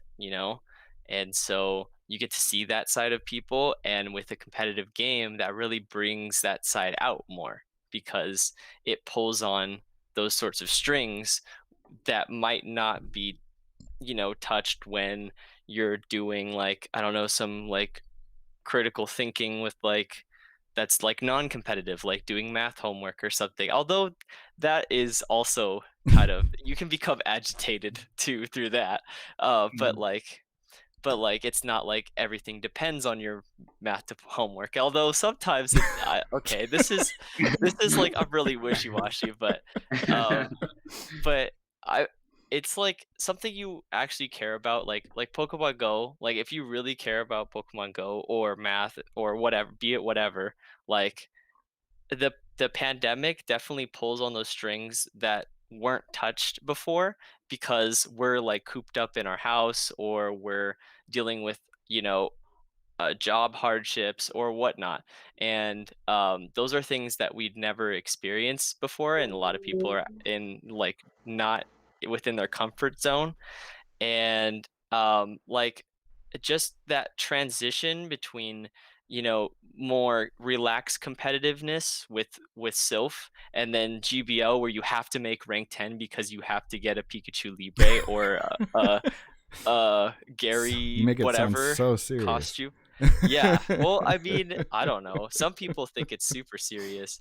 That's how okay, so I'm super guilty of that, because every season, like, I never felt like I deserved rank 10. I was always okay with not making it, but there was always like season 1 and 2. Season 2 I gave up. But season 1, I pushed it, preseason. I pushed super hard. I was like almost there, and I fell short every single time, and it really made me mad, but I was like never like, okay, we're just like, I deserve this. No, I was like, I'm gonna try harder next time.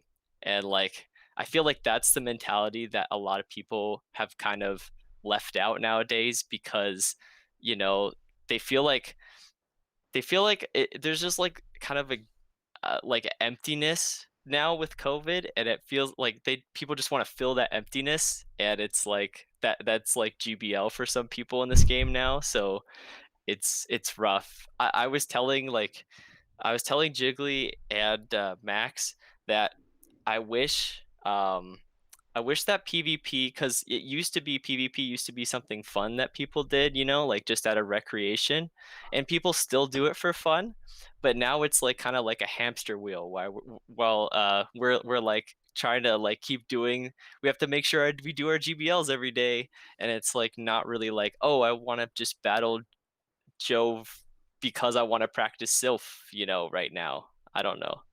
Yeah, So it's right now. It's like not I want to. It's I have to. yeah, you have to. It's a difference Yeah. in words. Yeah, so it's just different, and I think that whole thing will could possibly impact the in-person Sylph climate, but I'm hoping that it's not as serious as I think. So Oh man, yes, you paint a scary picture. I like doing that. It's fun. Fun. It's fun. Oh Yeah. man. Maybe we could get some deleting shinies in the background while I'm doing this. That would make some people More- happy, some people very For more upset. pleasure. Yeah, definitely. Oh, Make people man. happy. Yeah.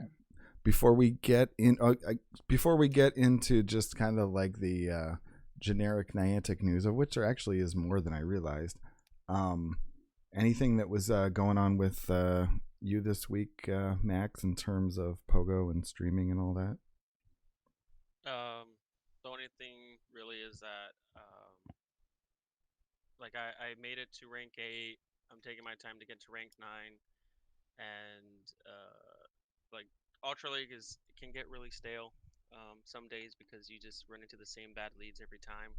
But I feel like it's one of those things where, like, all right, it's just a bad day.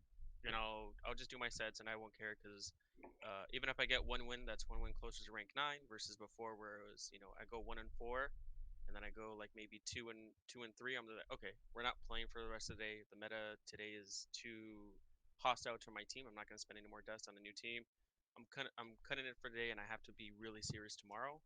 With the new system, I can just like, all right, we went 5-15, good enough for me. You know, that's 5 more wins closer to rank 9 than before. And sometimes I'll just throw in like the baby Pokemon or something just to like finish off the last 2 or 3 sets that I'm just like I just need to finish them, and so that way I can claim that reward for that set. So like I enjoyed that. I was doing some sunrise practice, and I saw how what I had originally did my homework on and what's actually starting to change and come through with the meta was cool. So it was cool to stream and see all that stuff. I did a couple of things with my stream and I did a couple like memes that pop up on my stream now. So chat was loving that, and that's pretty much it. It was just like a really nice and relaxing week on Pokemon Go and streaming. We don't hear those words very often. Nice, fun, and relaxing Pokemon Go all in the same sentence. So I also didn't open the game like 2 days in a row. What about you, Scientist? I know that you were disappointed in one of your tournament results. Yeah. I didn't really stream much this week. And I'm getting back into school. I'm trying to figure out like what the best schedule's gonna be moving forward, but I know Meta Monday's staying the same, so I'm gonna be there tomorrow. I don't know what we're doing, but I'm gonna be there. We could be doing a random meta. We could be doing Sunrise. I haven't decided yet, but I need to decide before tomorrow because I should probably send a tweet out. Yeah, I tweeted or I streamed on Monday, like last Monday, and it was a lot of fun. We did a practice Sunrise, so that was for sure fun. But Friday was definitely disappointing. I practiced a bit for Sunrise, but I mean, again, it goes back to the whole conversation of we don't deserve anything. And sometimes it's just like you get unlucky or you don't call baits correctly or whatnot. So you can't be disheartened. Don't let the game get to you. I was just down in the dumps, like insanely down in the dumps on Friday night, and that's not how I wanted to spend my Friday night. And so, yeah, that's just how it is, So and then like, Saturday I just was like not feeling it, and Saturday night I ended up playing some Among Us, and I know that game's like super popular right now. But I did really well in that game. So it's like, if you're not feeling the vibe with Pogo, try some other things. Doesn't have to be Among Us. You could watch movies with friends. You could play Among Us. You can go outside and take a walk with your dog or whatnot. Just go do something else, because there's nothing worse than just sitting anywhere and being depressed about a game that you care about. That doesn't help anything, and you can take all that negative stuff and put it into something positive. You can like do something productive. So you might be the first person I've heard describe Among Us as positive, but I take the no, overall, I'm not saying that. It was gonna be the good apple, right? He was gonna say Among Us can be positive. No, I'm not saying Among Us is popular. I'm positive. I'm saying the people that you play it with can like make you feel positive or whatnot. I don't know. That's not always the case, but if you want to see something really positive, you should take a scroll through Roach's Twitter. And I was just looking, and he's not kidding. He catches shinies like nobody's business. No, you thought he was kidding? No, he's not kidding. Yeah. I've seen his posts. I've just never really like added them all up together. Like I was excited when I caught one shiny Cricketune, and he's got multiple, or Cricketot, and he's got his he's got a Swablu in between. He's got but he transfers half of them, so like it's a wash of emotions right there. Yeah. Yeah. He even got the bow. He got the bow on the Smoochum, which Alyssa would probably be upset about. And the Venonat, which I don't have. So sometimes you're lucky and sometimes you're not. So that's for sure. It's the whole, and honestly, like I was just thinking about it earlier today. Like I was thinking about like raids and stuff. Like I feel like we should have protested against, if we wanted to actually make a change in GBL with the whole show 3 or whatever that people talk about, sometimes. I feel like we should have mentioned something when they first came out with GBL, because now it's like way too late. And It's people already in the code, so exactly. it's Now it's not like gonna. said and Yeah. done. So it's like we should have said something when the things started first rolling out, and we should have been like, no, this is a problem. This isn't even like main series like strategy. This is like just you've taken what you've implemented in raids, in shiny hunting, in whatever this RNG system that no one enjoys, and you've put it in something that people actually enjoy, and it makes people upset. I So think I that don't know. I think that it was said by some people at the beginning, and I think we're all kind of But operating on the assumption that it was baked in the cake, that it was going to be this way, that it was going to yeah, have I to think be a mass market thing, and yeah, if they were ever to do something else, it would have to be later. But I'm not counting on them ever doing it. we just honestly. needed more people to say something, because there just wasn't a lot of push at the beginning. I feel there was some, but there just wasn't enough as there is now. Like there wasn't as much as there is now, and so now we're paying the price for that. Yeah, And I yeah, think the problem was that the community was in its infancy, yeah, because all the people who said anything were like top sales battlers or exactly, content creators about sales, because nobody, well, GBL was brand new, so, and content creators for sales weren't that big, honestly, because exactly. not a lot of people played or watched sales. So Hmm. sadly, we weren't as big as we are now as a community. So it Right. was really hard to get somebody's attention. Right. Yeah, it's definitely it's just so frustrating. Like I was thinking about it while I was rating, right? Like I was like they've baked this whole algorithm thing into the game, thinking that, some of us wouldn't notice, and now it's like literally a part of everything, except like I've mentioned on stream, like in past streams, it's not a part of the gym system. And I'm hoping that it stays that way, because that's the one finite thing that we have. We get 50 coins. Well, I think they actually changed it recently, right? Well, To 30? they changed it for Australia APAC. and New Zealand. And Yeah, it's, so Oh yeah, my, they're to changing test. it. No. they're the No, guinea don't. pigs. Well, No, they're no, the no. guinea pigs. So if No. like Dr. Trotter can speak on, I know um what's her name? Claire had talked about it. Yeah, Rocket Claire. Okay. Yeah, she talked about how, half of them are tasks that you do anyways. Like it says throw a ball or whatever, and like just try Okay, to that's catch one good. Pokemon, and like that's like 10 coins, and That's at make least a pit good. stop, that's 10 coins. Like Okay. there's some of them are simple tasks that you would want to do anyways. Um, so, but I think that now you can collect more coins than 50. You can go maybe 75. I forgot what it was, but I think Okay. it was like a greater cap, and it was to Okay. get away from the people who like spoof and hold down a whole village. So Right. So You make that sound like they're a terrorist. They're like Holding holding a down a small Yeah, village they captive. take the City village of- hostel. like literally in the city of Bellflower, there was one guy with like 20 accounts that spoofs and holds the whole city yellow. So like when I almost got like I got a death threat for wanting to hold an instinct only tournament in a neighboring city, and they Oh, said that goodness. like if like, are you kidding me, like go kill yourself, like you're Oh, trash, you stupid dirty gracious. spoof. And I was just like, I'm a tournament organizer, I just want to hold a tournament, and I was holding an instinct only because in my city there's very few instinct players. We can't really hold down gyms and hold coins. So I was like, oh, we'll have this because like sometimes we'll go out, we'll paint the town yellow, and we'll get our 50 coins, and then we're like, all right, cool, like that's great.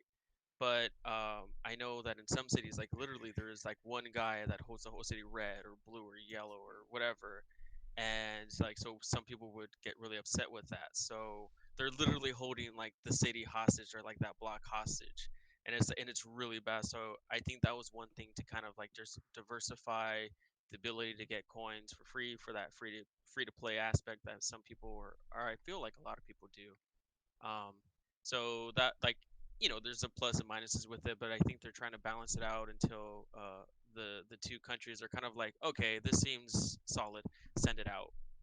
So I think they're just finally starting to realize that, because I used to be super into gyms too, but it's not like it's not all about like the whole like spoofing conversation either. It's like you know, people hold down gyms, right? The lucky thing, right? You could be lucky and not have anyone near you when you're trying to put your Pokemon in a gym. Or you could have like 17 cars come up and then you get decimated and you're trying to hold down the gym for like an hour and then you just give up because you can't do it.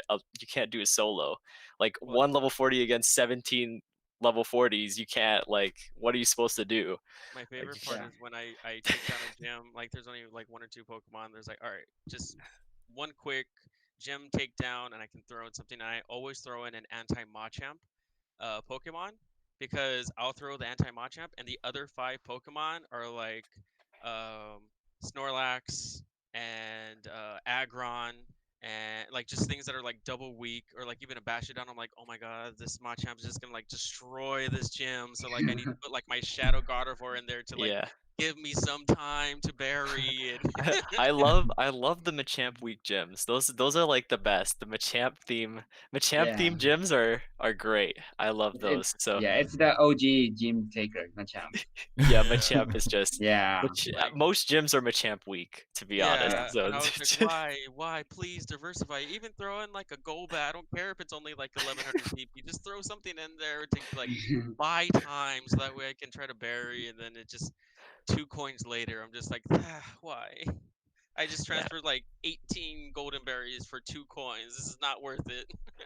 Yeah, so I mean, I guess another feature that's really concrete right now is the whole buddy system.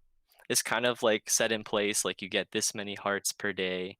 And so if they were to like randomize it, so you feed your buddy, but oh, maybe you didn't get your gift or you didn't get your heart because you didn't feed it the right way. Like what? Your body didn't like the treat you gave it, so it lost some Yeah. heart. Oh my gosh, yeah. There needs to be at least like some elements of this game that are stable, that are like set in stone, like this is what's happening. Because if there isn't any of that, no one's gonna want to play an RNG game. Like I don't know. I feel like maybe no one's gonna want to play it, but we're so addicted, we might anyways. Yeah, So probably. I think we will, but we don't like to say it. yeah, that's definitely the thing. Yep, that's wow. Rocha with the big brain there. That's dang. I'm sad. Don't tell my auntie because we're screwed now. I just came to realize that it's not the shinies that we should be jealous of for Rocha. It's that he has a maxed perfect purified Sableye, and the reason to be even more jealous is the fact that apparently in Spanish, return gets a way cooler name. Is it Retribution? Retribution. Yeah, it's like that's so much better than return. Yeah. I mean, return just sounds like you're going to Walmart and you're like, yeah, you know, this box of cereal had a hole in it or something, and I don't know. It doesn't sound very glamorous. Where retribution, it sounds amazing. Oh, yeah. Well, retribution is instead of regreso? Retribution.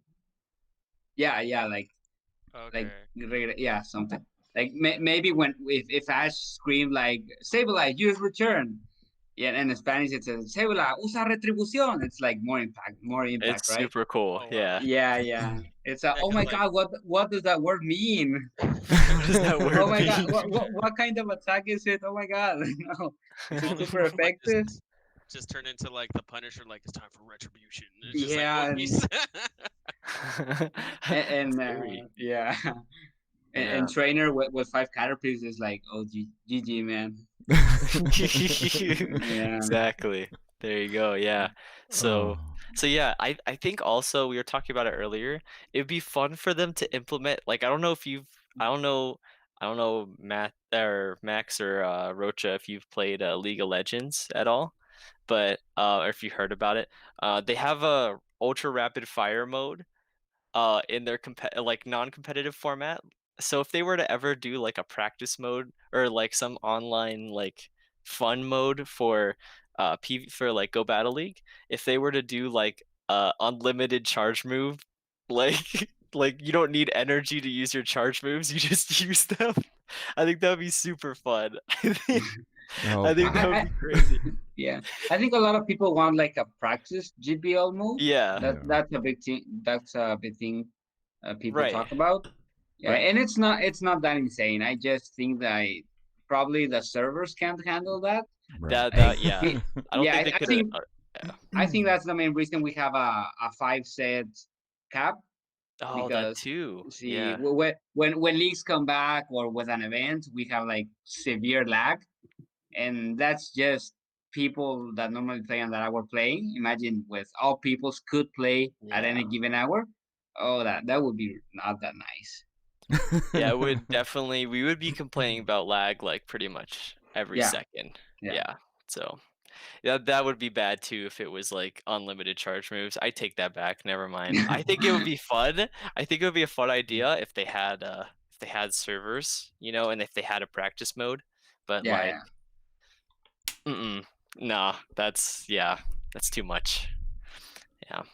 All Well, I right. think Oh, one go. cool thing would be if they had the practice match aspect, but they gave you 3 random Pokemon to use, and like they Oh, had okay. a Yeah. random move set, like 2 moves, double move set, or whatever. So that way, like you don't have to actually invest in that. You just get like maybe a couple hundred dust for every win, but like you literally can just go there and grind for like I don't know, maybe like 30 games, right? Just And like like basically a auto full rec. set. Yeah, but like none of them are your But like you Pokemon. You don't didn't have have to. them. Yeah, you don't have to farm So them up, but it gives you like a Rapidash, a Pidgeotto, and like a Charizard, and you're kind of like, okay, this team is kind of trash, but then they also get something like, maybe like a maxed out Drober or something like just like these really wonky like that's things, super unlucky. and then like Yeah, you guys battle, and it's just like this is like really janky, but like there's 0 investment, you only get a couple hundred dust, and and you it's get to fun. learn the mechanics of That's it, super and fun. you get to like learn these things like, but you can only do maybe like 25 or 30 games total per day, Yeah, so that way you're like, okay, I'm kind of comfortable with this. I'll power up a team. Like I really liked how let's just say regular Stunfist worked when I randomly got it, or Rapidash when I randomly got it, and I really like this Hmm. Pokemon. It's my favorite Pokemon. I have a shiny of it. Let me go ahead and power it up and let me use it, in this new set from like rank 1, go up and learn like, hey, some of these Pokemon are good, some of these Pokemon are bad. And then you can start like learning versus like, I have to go watch this YouTube video and I'm using Swampert, Altaria, and Azumarill, and I got destroyed because I don't know the typings, I don't know how they work. I put all this dust into it. I don't get like immediate fun or like rewards out of it that seem worth it. Forget it. I'm frustrated. I'm gone. Right? Like you have like this really fun introductory thing, kind of like a tutorial, like most games have, where you have all these like great weapons or great powers or great abilities, and then you just like use them, and then you get pushed into the main game mode after the tutorial, and you have no resources, but now you kind of have an idea of what things are supposed to work yeah. with. So Talking about tutorials, I was thinking the other day. Imagine you were a new player, and you didn't know about any YouTube videos or content creators. How would you play Pokemon Go? I think it's gotten really advanced since the beginning, with Right. tasks, with missions, IDs, and I think it will be extremely hard because Pokemon Go doesn't have a tutorial, and if you don't go on YouTube, on Reddit, you have absolutely no clue what to do. yeah, like one thing that some people don't know is when you go to your friends list, and if you look at them, like they have a blue circle for Mystic, they have a yellow circle for Instinct, and have a red circle around their avatar's face. Yeah, For Valor, like those are their team colors.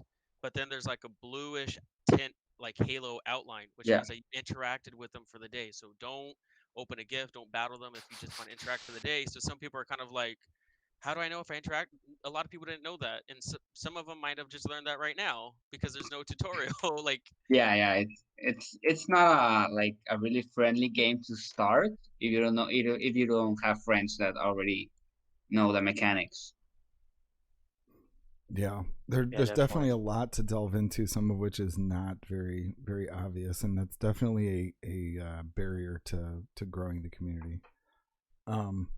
We should probably continue to move along in the topics here. It looks like in the first week on the self leaderboard, we have our first 8 challengers, which includes our guest earlier, Queen of the Cutie, and we also have Rise to Occasion rather. Right? He's been on stream for Shoutcast School, Hot Pocket, Jorge PPT Valvo. I'm not sure, from Monterrey, Mexico. Is that anyone that you're familiar with Rocha? Yeah, he's a content creator. Okay. He makes YouTube videos also. Nice. We got R6 Racing. We got Kev Killer K, Ariel Whippy from Chile, and Koi is a beast.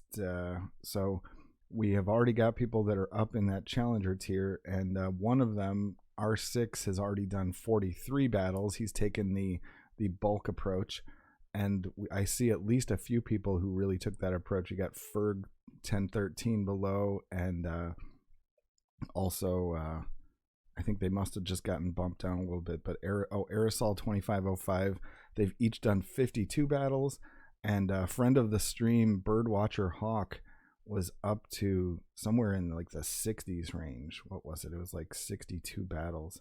So people are getting pretty intense on this. I know that I don't probably intend to do that many ranked battles throughout the entire month, but if you want to grind your way up, that is one way to do it.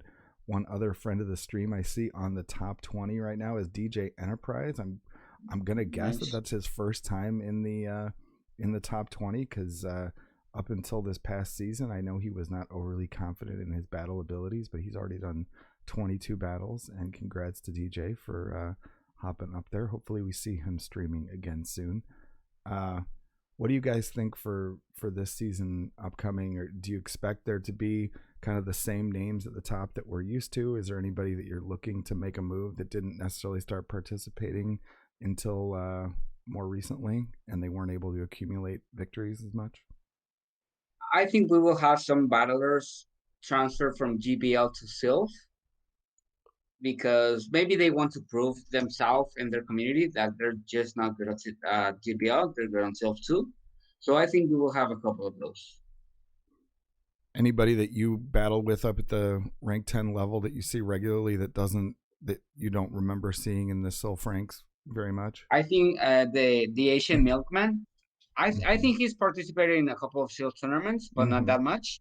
But I think he's a really elite battler, GBL, and if he goes to Sylph, he could also make it to the top. Any spicy picks from Max or Scientist to make a big like top 10, top 25 kind of run this year that we're not used to seeing? As far as battlers, yeah, I'm not sure. I mean, there's a couple people that will probably, that you see rank 10 battlers that will probably come in and do moderately well, just because they know the skill, but maybe they don't have the knowledge gap, or like maybe they're still like typings that they need to learn about, or Pokemon that if they only see in GBL they'll use, but they have no respect for something that might be like a Bobero. They'd be like, Bobero is crap. I've never seen it in GBL, but we get another type of Ferocious Cup, and it's like, no, you got to use Bobero. I'm like, I refuse to run it. I refuse to build it. It's so expensive, and then they don't use it, and there might be some stuff like that where it will deter some players, but I see. I'm trying to think. I'm trying to think of some of my locals, but a lot of my locals are stacked anyways, like Lemon Lime and Mystic Mamba and stuff. Never heard of them. Yeah, me neither. But I mean, like Dre Flames and QueenofCuties, they made a solid run last year. R6 Racing 6 and Baduki. I know that they were trying to do like 1,000 battles in a season, and they came pretty close, but then they moved. So I know that kind of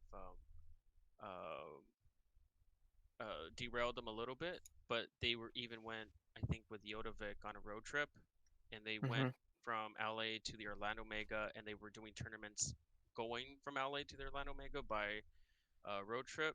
They were doing tournaments on the way. They went to like Austin and maybe even Arkansas or something. So like I'm pretty sure that we'll see them near the top as well this season. They don't do content creation, but they are solid enough where you might see them up at the elite tier this season, if not legend, depending on how the ranking algorithm pats out with this new only 6 instead of 10. So, and you can even mitigate where like with me, I've always ranked the wrong one. Like I went 6 and 2 in Tempest, but that wasn't my ranked one. My ranked one was like 2 and 4. So it was kind of like, I could only imagine my ranking season one would have been if I ranked all the ones properly. So we'll probably see some of these battlers that have really good runs. They rank it and they'll go up. What do you think, as someone up toward the top, Rocha, that as far as the new rules that we've seen come into play, the change in the replay rule, where you have to use the same lead but you can change up the back two, the changes in how many cups are weighted, and I'm trying to think what else was specifically changed. There was definitely some reference to streaming, but it was more just a clarification of what they had already allowed, I think. Uh, how do you feel about the changes, and how are they going to impact you personally, do you think? I think the ranking changes are in the right direction. I don't think top players would be bothered so much because they're already doing really good. I think it's more to benefit like newer players or players who got really unlucky. So that's really nice. And the rematch, it's going to be kind of interesting because I think we will have to have really good judges to make that decision to repeat a match. That's not just going to get based on lag or if you missed one pass move, if it's not that impactful on the outcome of the game.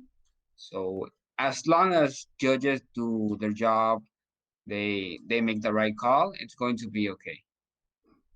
And what about the being able to change your weighted midway through? Do you think that's going to be significant? It feels to me like that's a good it's a good stress reducer, if you will, as long as you don't wait until the middle or the end of the season or month to do your weighted. You kind of have that opportunity to take a few swings at it. Whether that's the way it should be in a competitive system is debatable, but it definitely feels like a lot of people might not be as stressed out by the idea of picking their weighted ahead of time. Yeah, for sure. I think it's going to have more to do with getting less stressed, like you said, because we can't afford to get stressed by a game Right. in these times. So getting that kind of relief with if you're going doing really bad in a tournament, oh, I'll just uncheck the box and I can go try next week or tomorrow to get a better result. I think it's a step in the right direction. As somebody who's never swept a 7-0, you said, what would be kind of your gauge as you're going through a tournament? If it's your first one, at what point do you think you'd pull the plug and say, I'm not waiting this one that I was thinking about waiting? If you got to, you know, 4-2 and it was a 7-rounder, would you already have pulled the plug by then, or would a lot more come into play? I think it depends. Maybe I don't mind getting a 5-2. And if it's like you said, towards the end of the month, well, sadly, I can't do anything. But if it's starting month, mid month, I could weigh another one or try to get a better result. And if I have the time, that's another thing to consider. I would love to do another tournament and hopefully get better, going for that 7-0 sweep. And Max, I should probably already know the answer to this, but I don't think I've ever asked you in private. Have you decided what your stance is going to be this month, since they made the change on the way you can rank for just a season, you can unrank for just a season, that sort of dynamic? Are you dipping your toe back into the ranked world, staying completely unranked, or you haven't decided yet? I'm probably gonna stay unranked for this season. It's just with how things are. There's, like I told you, I didn't play for 2 days. I'm at 75,000 dust. If I didn't already have everything built for Sunrise, then I'd be SOL. But next, it would be a great month for me to come back and to do. And if it wasn't COVID, I probably would re-rank up because I'd probably be able to go out and stream me grinding. So I'd be, double dipping. I'd be content creation and helping with my competitive stuff. But you know, I can't even go out and grind successfully or efficiently. So if having to go out my way and to do all these things is like, nah, it's not worth it. So I'm very limited on my resources. I'm just gonna focus on maybe hitting rank 9 or 10 for GBL and taking my time on that, not really taking that seriously. But I will, do a tournament here, but just not ranked. I can't afford to do it right now. You know, um, 75k barely unlocks a move for a competitive Pokemon, and I can't even power it up. Like I don't want to add that stress to me again. So, but I do like how they start off the season with more friendly or open metas. They don't really put a whole bunch of restrictions where it's like you have to build these 6 Pokemon and you may never use them again. Type of thing. I like how they're diversifying. How about you, Ethan? In terms of, I know that you already have said that you were stressed by the result that you had and not doing as well as you thought. Do you think that the fact that we're now in a situation where you don't have to make that decision up front for waiting, did it take a little bit of the edge off? Did it not really have an effect? Or what do you think of the dynamic overall? I'm just a different breed in general. So, so I take everything way too seriously, and no one should ever be like me. So, but but if I had waited, because if the button wasn't there throughout the entirety of the tournament, I was probably gonna wait that big tournament just because of the fact that it's a huge tournament, because there were like 100 or so or 80 participants that actually did it. So that would have been my weighted for the month, and I would have been very disappointed in myself because a 3-4 weighted is not what you want to see, and then I wouldn't have been able to weight something potentially in the future if I got a 5-0 or something, because I actually learned something and I did well with the team. Then I would have been really sad. So yeah, I'm glad we have the button because it was easier for me to make the decision to turn it off. Break in case of emergency.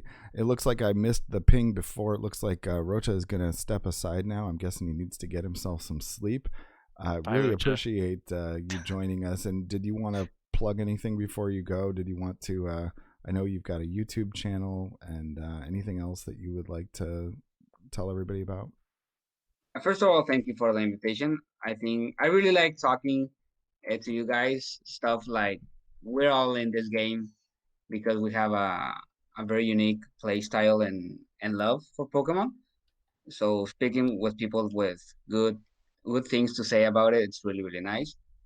And thank you for inviting me, Jigglyat. And my YouTube is just like my username, Rocha Babyface1.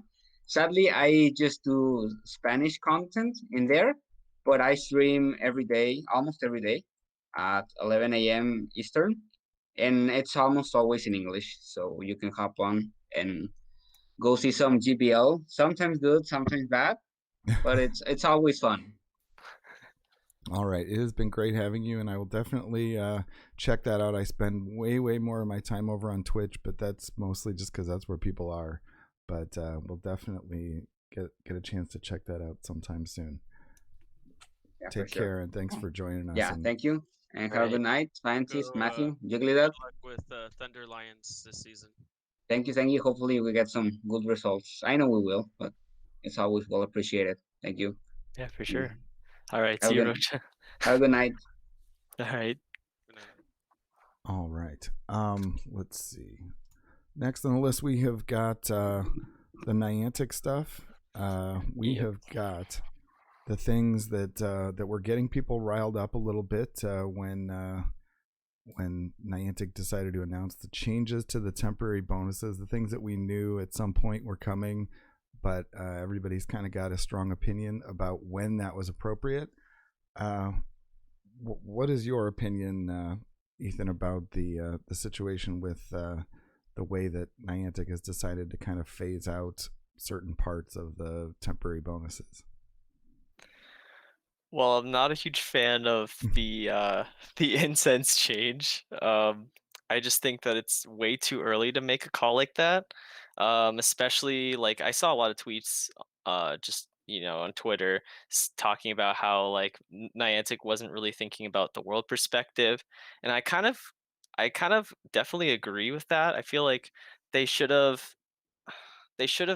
maybe thought more about uh the global side rather than like maybe locally. I don't know if that was actually their true intention, but it's worth thinking about the entirety of the world rather than just the US, where some of us are fortunate enough to be able to go outside and stuff, and others around the world aren't. So um I think that having that, there's nothing wrong with having that approach, and I think that the incense thing is just way too early and out of left field. I think they need to probably go back on that. But the other changes were pretty like not too terrible, but not super fond of them either. I don't know, Max. How do you feel about them? Like the incense nerf, Yeah, I think some people were saying it went from 60 to 90 seconds. So the 30 seconds I wouldn't say is a huge nerf. Like it's not a big walk back if it stays there. If they change it to be like maybe 2 minutes or 3 minutes, something like another 30 seconds isn't the worst thing that they could have done, considering Niantic in general. I don't appreciate it, but they definitely could have screwed the pooch a lot harder on that one. right. Um, but like the fact that, and I was talking to DeFi on her stream about it, because she had brought it up, and not getting political about it, but just getting about the fact that like Niantic HQ is in America. It's in San Francisco, Exactly. Yeah. and they did the change. I think the day after the president got COVID or something like that. And Yeah. it was kind of like, if he got COVID and you are in that same country, how can you not acknowledge the fact that it's not over and it doesn't look like it's going to be over anytime soon, and that like it's not a change that they should have walked back at this time, maybe push it off into next year, like do things on a calendar year come January, because it's going to be flu season in general, like people are going to be getting the cold on top of COVID. It's just how winter works, right? People get more Exactly. sick in the winter time. um, Yeah.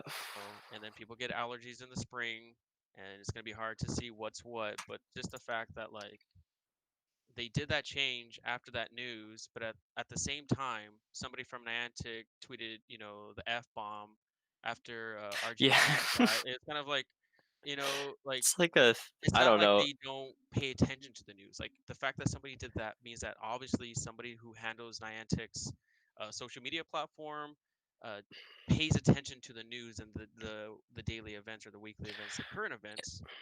You Yeah. know, And so it's the not fact. like Go ahead. yeah, it's not like it's all like because obviously like we know. I mean, I don't know if like anyone here knows, but like Errol is a part of the social media team for Niantic.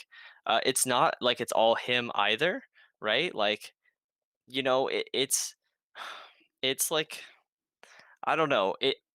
I think that it was way too early, like we said, to make that call, and um, I feel like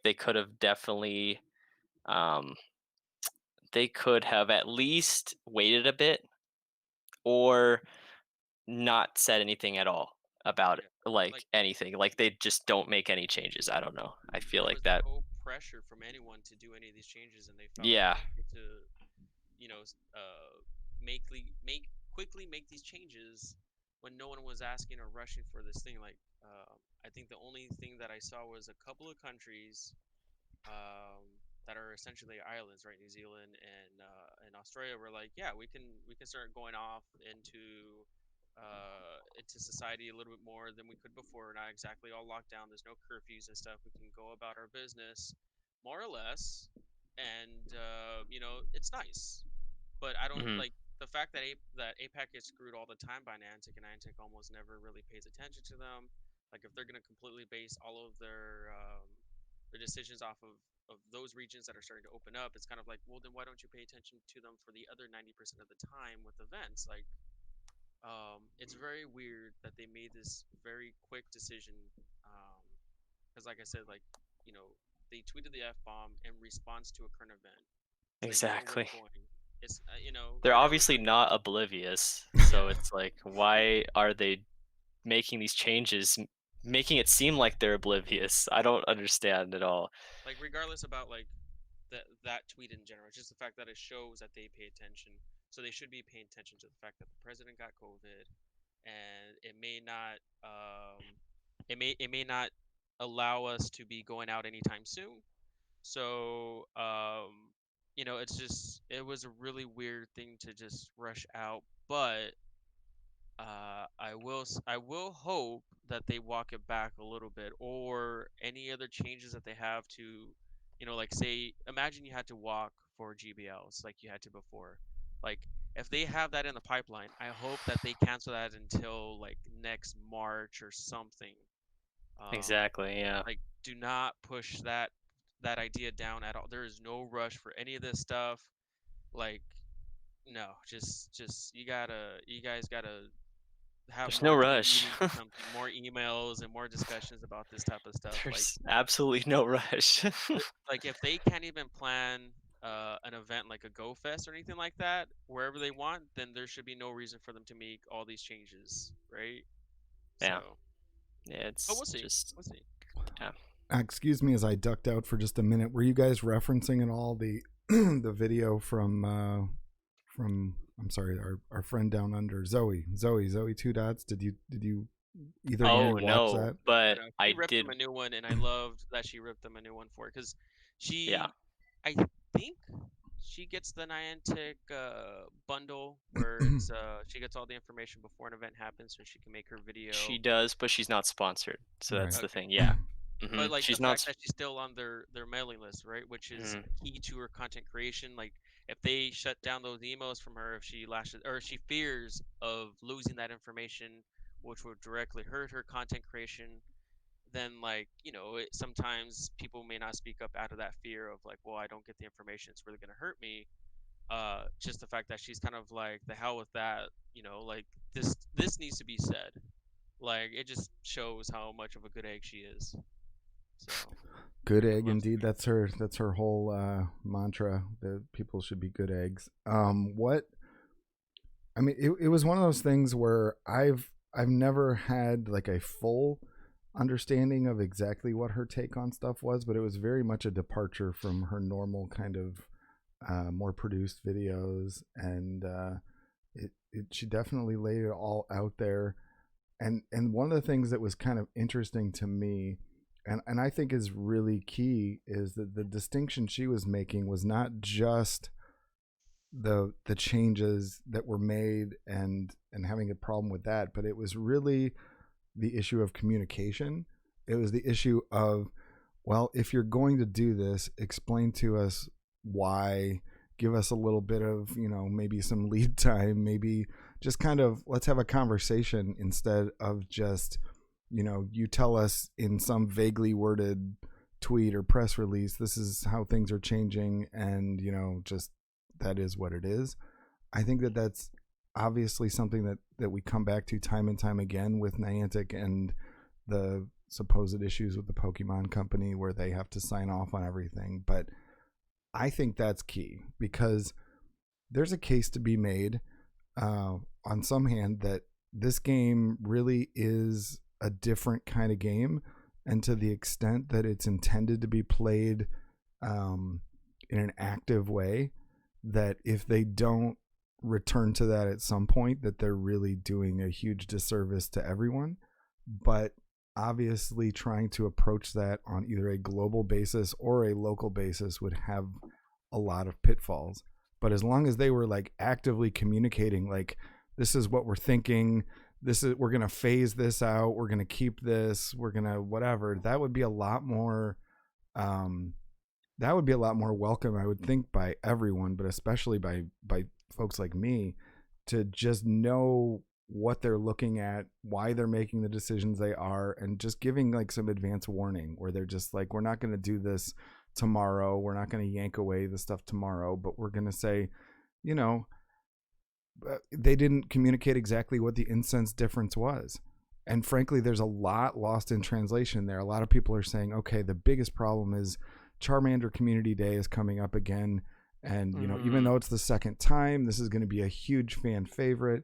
Community days have become a very different thing, and people have gotten used to doing them at home. We shouldn't shut people out who choose to play at home, and we shouldn't encourage people to take actions that are going to be irresponsible because they just feel like it's so important that they get their Community Day Charizards.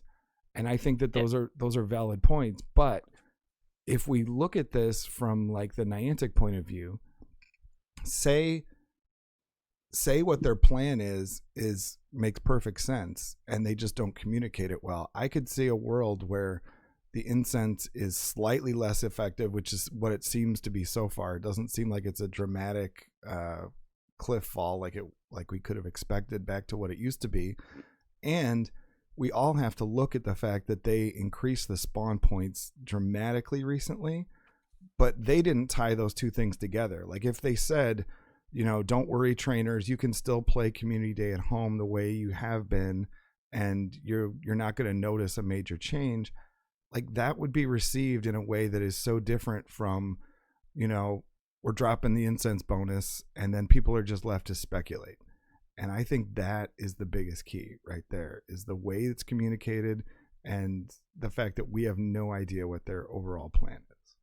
And they've shown small amounts, and I even congratulated, thank you Niantic for this type of communication.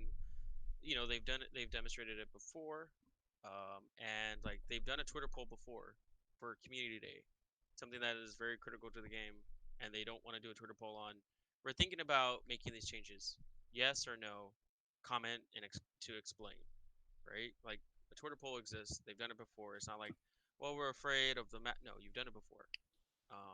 And you guys, there's no excuse on why there can't be anything, which is what Zoe really dove into. And it's just, I don't know, I think I just, the Niantic company is really funny sometimes. But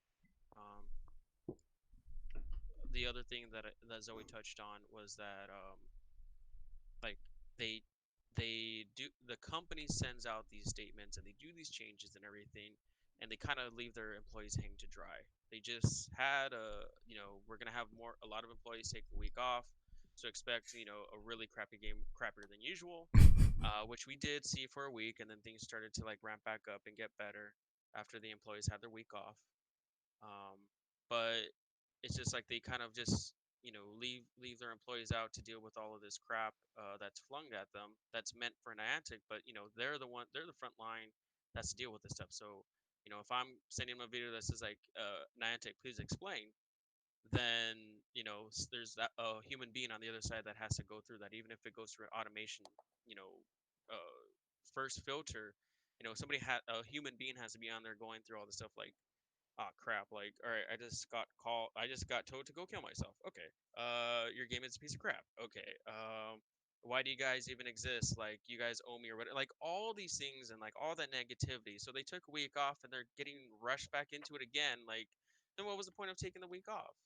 It doesn't seem like they gave their employees any kind of heads up or anything. We kind of all find out at the same time, and a lot of employees do play the games, whether it's Ingress, Potter, or Pogo, and I don't know of any other games, but That's it.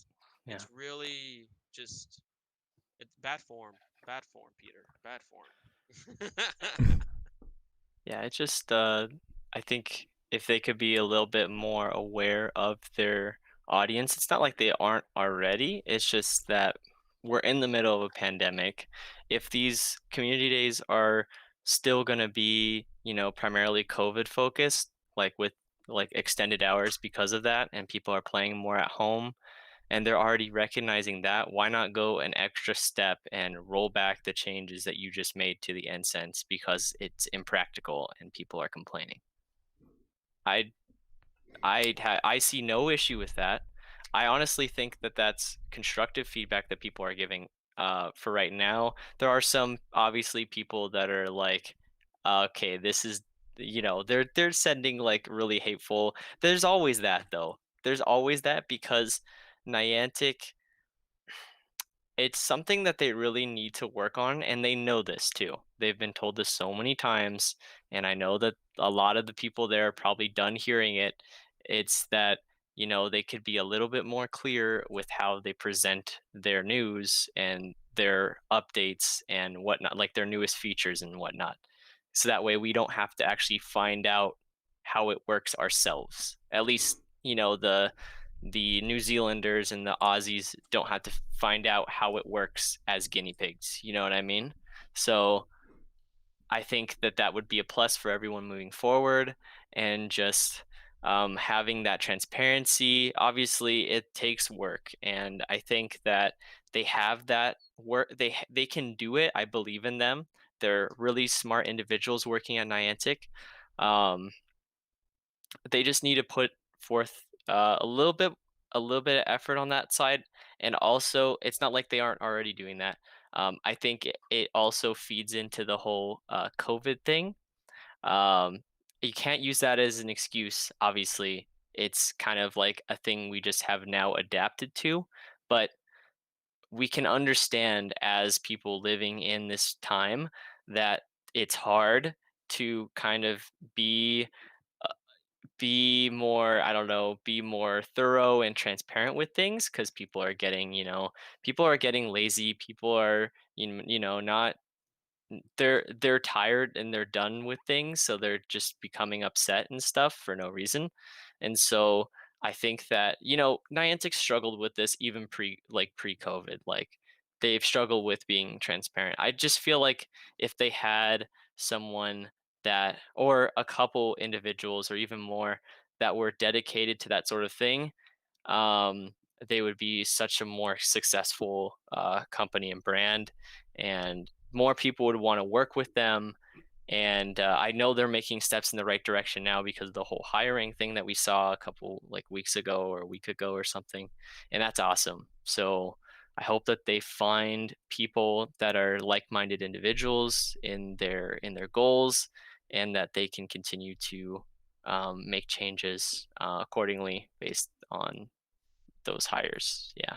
So, yeah, I just think that being more mindful of the collective community would definitely do some good. And I know that they're capable of that. So, Yeah, I mean, I guess I push back on the idea of them rolling back the incense because the community asked for it, because I think that yeah. ultimately, like, there's two different things that happen, and I don't think either one is healthy. One of them is they do something crappy, the community pushes back, and then they move it back halfway and expect us to be happy. And the other one is they do something, they screw it up, and the community complains about it, and they just completely backpedal. And I think that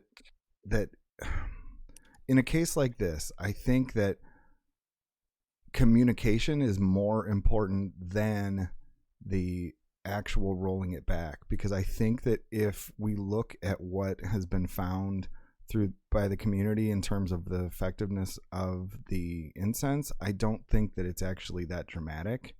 And so I think that you can argue that the spawn point increases that they've got, the fact that they can just turn spawns on for community day, all these different things, that they're completely able to mitigate that. But if they would just communicate that with people.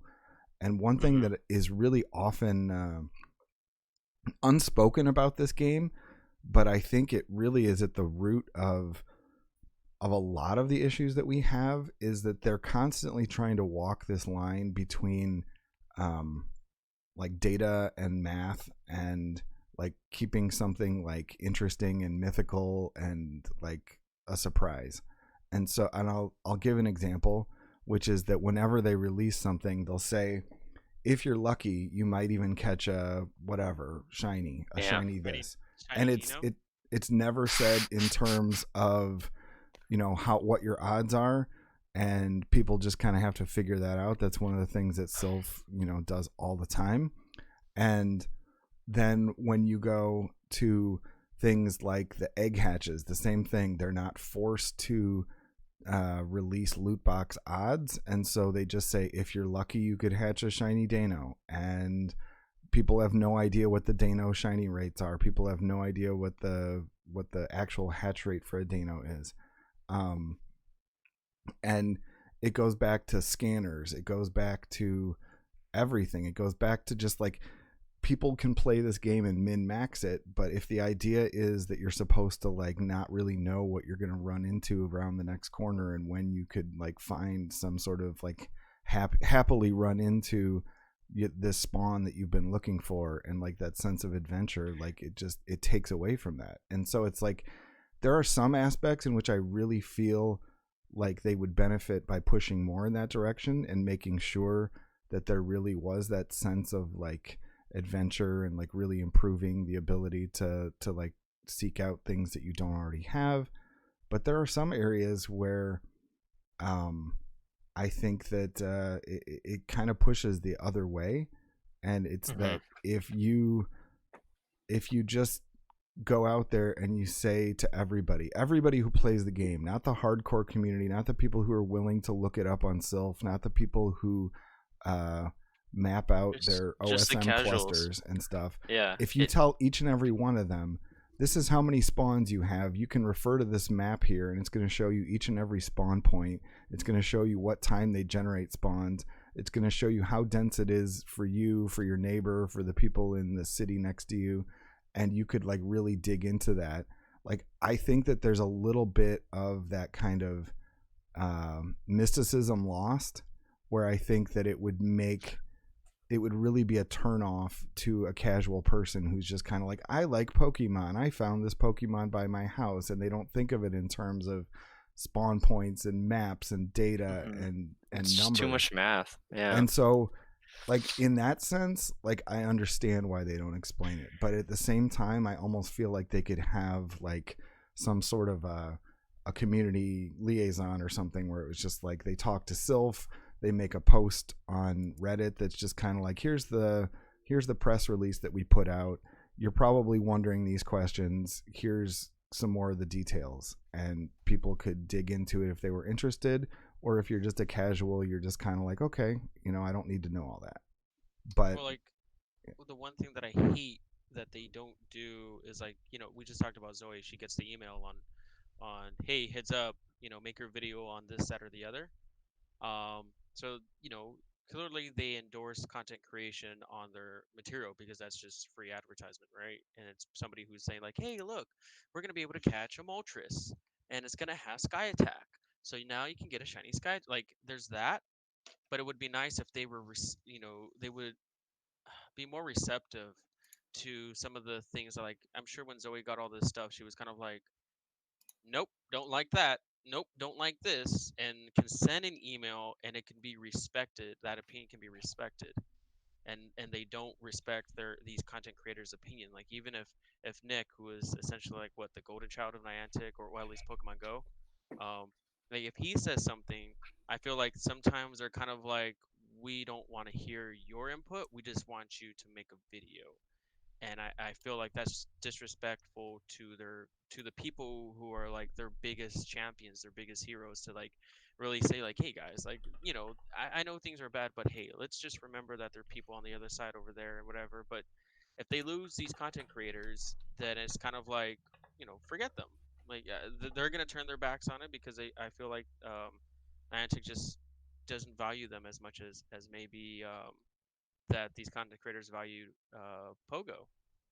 So they should really have something where these content creators could have these meetings with them, or these suggestions to them, and they can really have a real conversation about this. Because I don't I thought that there were these conversations, and maybe they were at one point, but now I feel like maybe they just don't listen, or these conversations and these meetings bear no fruit from Niantic's side. I mean, probably from the content creator they get a little bit more in depth, but it's so discouraging sometimes to see that. But it I don't know. There's got to be something that they can push where what Lured Up gets some information from Niantic, or they're championed by Niantic, G2G Media, like Game Press, right? Like, they should do, like, if they're gonna have these obscure or they're not gonna send it out on their big blog, right, from the mothership or whatever, and they're gonna just send out like, hey, here's a little blurb of like, you might get something cool.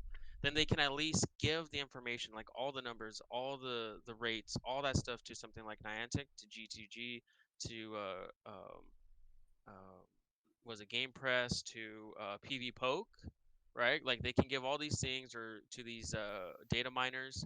Like, they can get this information and be like, hey, look, we'll work with you guys. You have to sign this NDA to not spill the beans immediately, but we'll give you a more comprehensive thing. If you have questions or you get stuff, like, you guys will be able to have these conversations with us, and we can tell you like, oh, the rate for a Dino is like 0.00001% out of an egg for a shiny. So that way, that, like, these people can send some of that information out, and then Niantic can deal with it accordingly that way, or something. Like, there are so many things that they can do right, but Niantic always finds a way to do everything in the most wrong way possible. Like they always find the way to just like make everybody upset, and it's just kind of like it's a skill. It's definitely a skill that they have mastered. It's unfortunate, but yes. Yeah, it's just, I don't know. It's kind of unfortunate. Yeah, it's unfortunate. Going along the lines of unfortunate, and I could be kind of biased on this one. How did you guys feel about the event that they held today with just a couple days notice? Unfortunate. The Niantic's 5th birthday, which I guess technically is pushing on until the rest of the week, but What event? What happened? Yeah, exactly. So unfortunate because I didn't even know that it was timed until everyone in my group chat was texting about it. So that's great. I was like, they were saying something about raids this morning, and I was like, there's nothing going on today. And then I guess I checked back, and that was like one of the tasks or something, and I was like, oh, okay, well, that's cool, I guess. Whatever. I didn't even open the game until like maybe 3 or 4 in the afternoon, and I Same. knew that this event was happening, but I was kind of like, I can't go raid. I guess I could join a raid, double star piece. I don't feel like buying a star piece. I could forget it. Like it's just not worth it. The amount of work, even though it was minimal, to do it on a 5-hour event or 6-hour event that just kind of sprang up at 11 o'clock. It was like, hey, there's a new event. I was like, oh, forget it. Like they didn't give me a heads up. Screw them. Yeah, I mean, I guess the one thing is that it really wasn't like a high value event. It wasn't the kind of thing that like you really needed to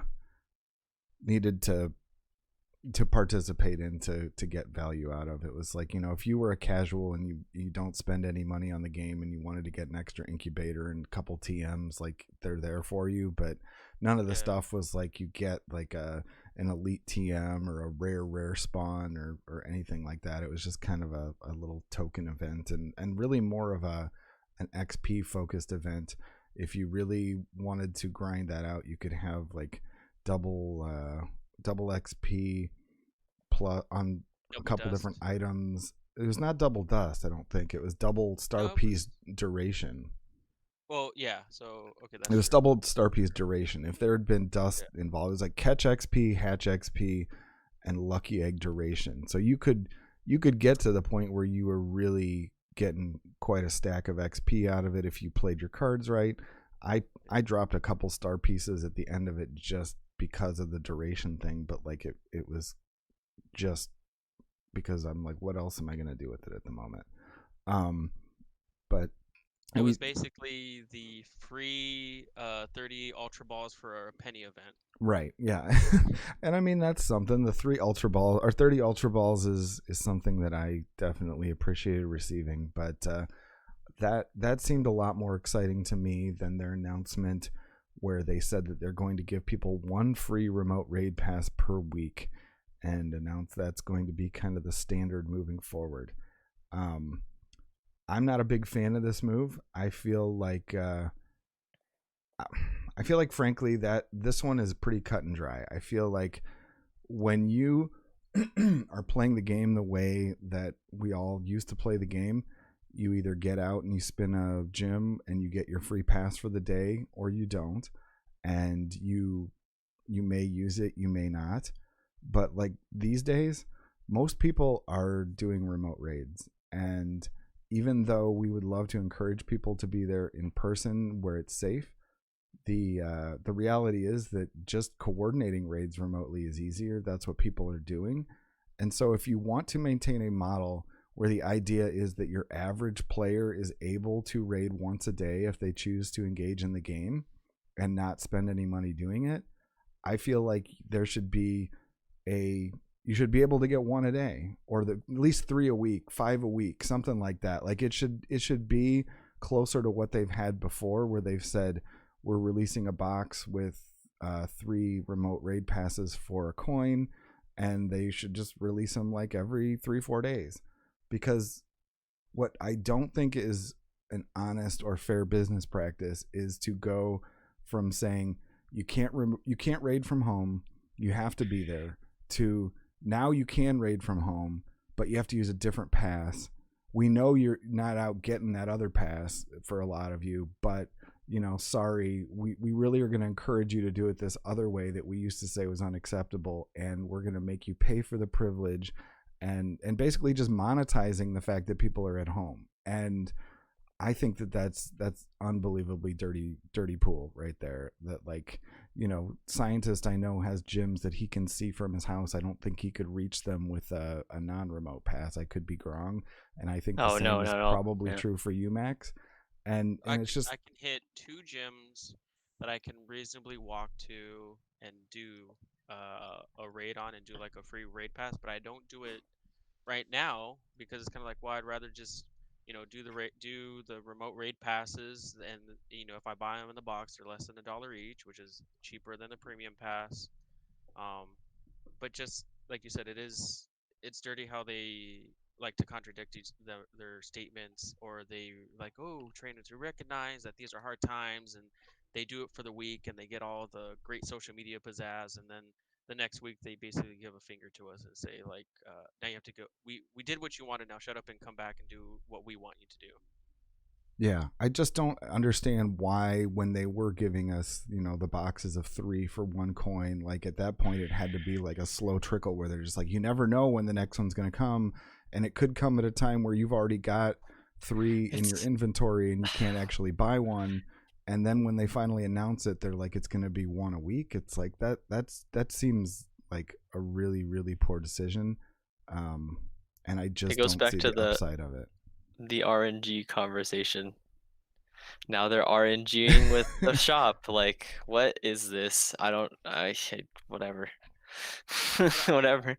If I don't know, like I've I don't play the game as seriously anymore, and it affected my self stuff, and it affects I just don't take a lot of interest in Pogo in general anymore. And that might change when COVID's over, if it's ever over at this point. But essentially the community has to just put the game down and stop playing the game, but they know we're addicted. Let me double check my source before I go. Game Press did the problem with legacy moves, and in that article there's a section called weaponized FOMO. FOMO is an abbreviation for fear of moving out, or I'm sorry, it's a missing out. acronym for fear of missing out, which attacks on your anxiety and maybe like your social behavior. So like it really festers and feeds off of. It's a very predatory thing, a predatory practice for companies to take advantage of. So and Niantic has weaponized FOMO very efficiently, and the community just kind of has to come together and just say no more and just stop playing the game altogether, or everyone or a majority need to come and play the free-to-play way, where the whales just kind of say like, I'm going to take my money to another game. I'm going to take my money to another, maybe if there's a competitor out there, take it to the competitor. And really hit Niantic in the wallet and stop hitting the employees in the gut or mentally. That's kind of how they have to do things, because it's just kind of sad that we invest into this game and we're addicted to it, and they know it, so they just hold on to us and hold us hostage to ourselves, because like they said, they weaponize FOMO. Yeah, and I will not. I will be the last person to contradict the idea of like being addicted, but like one of the angles of that is the fact that if we're looking at it from kind of like a more economic standpoint, like there's not a competitor because there's an effective monopoly on the Pokemon property. Like you can't play another mobile Pokemon get out in the world kind of game. Like it is like the only game in town, and presumably it will always be the only game in town because of licensing and contracts and whatever. Like they're never going to just give that up and say, oh, this game can do it too. And that's pretty much true throughout the entire Pokemon franchise. Like, it's such a valuable IP, and obviously people love it, but the kind of dirty side of it is that like, the things like the Pokemon cards and whatever that most kids collect just for purposes of just looking at the shiny stuff, you know, those things cost like way more than they should based on what they are. They're just basically just pieces of cardboard that have a That's cardboard crack.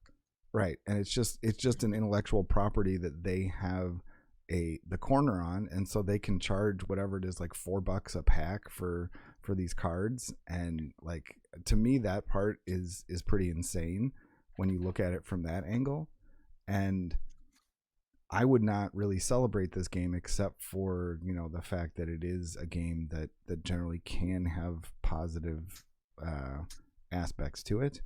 But I just don't feel like there are really any direct competitors because of that. And so I feel like with that should come like a certain responsibility to behave in a certain way, and especially if they want the kind of kudos that they often get on social media for the changes that they do make in response to what people say. Yeah. I mean, Yeah. like, it's one of those things where it's like, cool, like we can get a free box of remote raid passes to do, like, that's cool. It helps with the mega stuff, that there was a problem with that paywall, and it reduces a lot of costs on some things. But then it's just, I don't know, like the fact that it's like, oh, it's there this week, and you're kind of like, all right, cool, I can participate in this event that is very raid light, and then the next week they don't have the raid passes, like, oh, this event is very raid heavy. You're kind of like, what? Why do you have incubators on discount, or like an incubator box, but then like the whole thing is that you need to get 7K and 10K eggs, because that's what holds all the good stuff. And then when they're like, oh, we have this really egg event, like we what is it, they call it, an egg scramble, like, oh sweet, like, you know, but there's the incubators you have to buy individually, and there's no like incubator, was it the distance reduction or whatever, like, it just, there's Right. all this like tension within an event that just contradicts itself. It's kind of like, what are they doing? But we still play, like I told you, or you even mentioned it, where they tell us like, all right, buy this elite TM box and pay $15 for an elite TM. That's too much. Like, you know, make it cheaper or add more stuff to it. Okay, we'll add a lucky egg. I'm a level 40. Lucky eggs do nothing for me. Yeah, but eventually we're gonna have level 50. Okay, I'll buy it. Wait, you just still spent $15 on an elite TM and a lucky egg. Well, yeah. So like, it's worth it, right? Because I'll use it for level 50. But when is that coming out? I don't know. Could come out in a year or two. I don't know. It's like, what, that, like, you're compromising, and they're not compromising at all. and they feel like they deserve a pat on the back. So Yeah. And the other thing that's frustrating is the kind of crossover between the elite TM thing and then the unannounced events like we've had with Articuno and Moltres and Zapdos, where it's just like people making those decisions whether to use an elite TM on something are operating kind of on the assumption that they're not coming back anytime soon, or that if they are, that it's going to be a limited availability, and then like suddenly they're just here without announcement, and it's just, it really, I'm sure it makes certain people feel very bad about the investments that they made. yeah, I mean, it definitely hurt me. Elite tamming a shadow that had a better IV spread than, you know, like I don't know, like an 80 something for Ultra League. It's like, all right, I'll TM this because it's a better overall Pokemon for Ultra League, and I'll invest in it later on down the line. I'll probably have to get the Elite TM to get Hurricane, and then comes these other ones. Like, well, then I would have just done like a trade thing with friends, or I would have just focused on getting, you know, a bunch of them here and save the Elite TM. And it's so silly how they spring this up on us. But, you know, that's also why I've kind of walked away from being hardcore in the game and trying to, like, you know, make an effort to be a part of the game. It's just like, ah, forget it. Like, just catch the 5 Pokemon that show up at my house and do my GBLs for dust, and just build, you know, focus on cheap memes where I have a level 25 Pokemon that just needs to be powered up once and it's good enough for Great League. Like, sure, it's ranked 3,492, but cheap investment. I'll use it, and we'll just meme along this train wreck inside a dumpster fire. What was it? Oh, It was a hot mess I- inside a dumpster fire inside a train it's a wreck. train wreck. Yeah, there you go.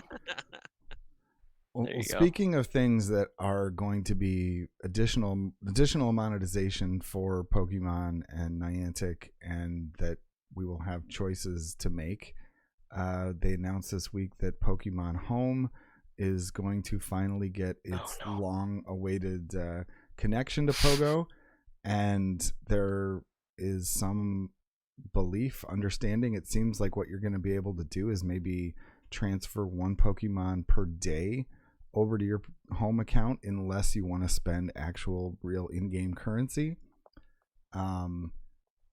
What do you guys think about? We don't know a lot about what this is going to look like, but if that were the framework, would that sort of a system where you could transfer, like, say, one shiny or one collector item kind of thing over there that you really aren't doing anything with, would that be enough benefit to you if you were able to use it on a, I don't know, I guess there is a free account you can use, I think, but it's pretty limited.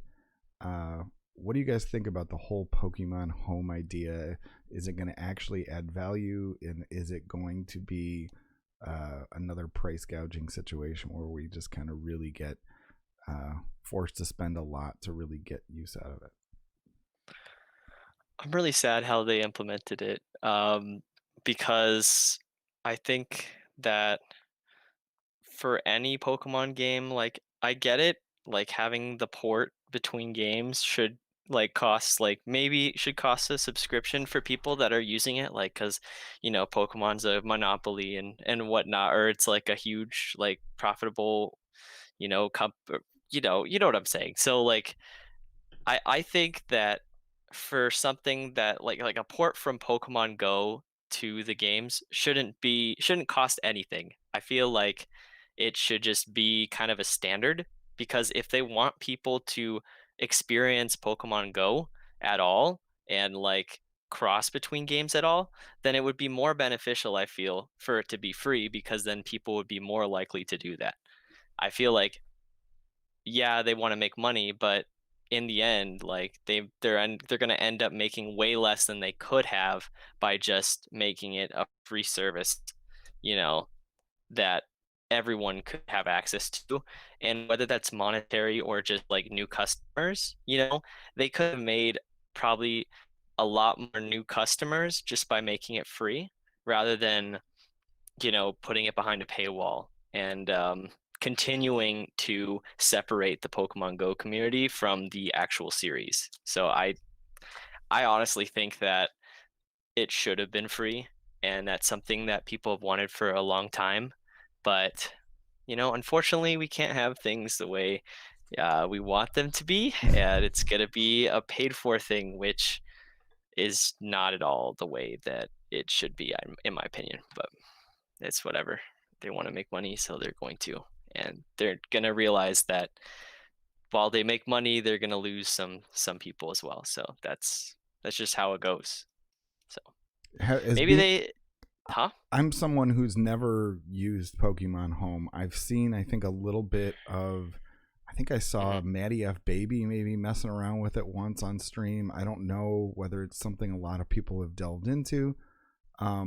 If you just go to their homepage, they refer to, the premium plan that you would have to pay for, and so it seems as if there would be an option that's not paid. Do we know what the actual benefits are? I guess, okay, here we go. It is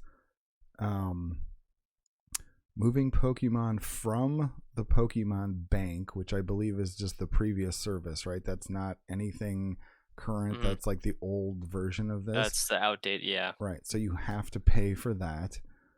Number of Pokemon that can be deposited: 30 in a free account, 6,000 in a premium account. A little bit of a gap. Yeah, it's a little bit of a little gap. Number of Pokemon that can be placed in the Wonder Box at once: 3 for basic, 10 for premium. I believe that's kind of like the blind trading system, right? The kind of Wonder Trades, yeah.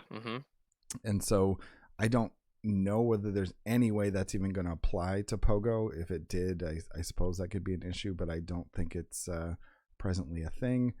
And they talk about Pokemon that can be placed in the GTS at once. I don't even know what that is. Global Trading Service? They're bringing that back? Oh, wow. That's cool. I mean, it says 1 on basic, 3 on premium, but like I don't know how these things do or don't relate to Go. They might still remain only Sword and Shield related. Well, my understanding is that you can transfer like say, because like Debbie Pibble caught 50 or 100 shiny Magikarp, right? And she transferred them over to Let's Go. Mm-hmm. And I believe in Let's Go, like they had this whole like weird obscured map system for you to get all of your Pokemon from almost any game. I don't think you could go as far back as the original like Crystal, Silver, and Gold games. Like you had to go all the way back to the remakes or like Leaf Green or something like there was a limit, right? It wasn't all the ways backwards compatible. But there was like the threshold, like these games and newer, you can basically take any Pokemon and put it into Pokemon Home, and or from the bank, right? And you're paying Nintendo, you're not paying Niantic. So I was like, okay, that seems cool. With this system, you're still paying Nintendo, you're not paying Niantic.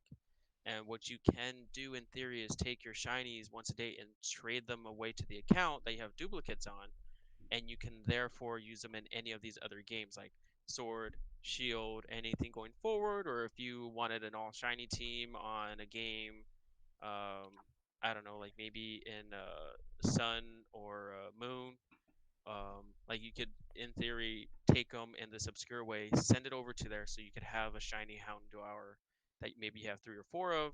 You don't necessarily just throw it away. You don't have to spend S or trade it to somebody. You can just keep it within your own accounts, and you can have those things for yourself to use.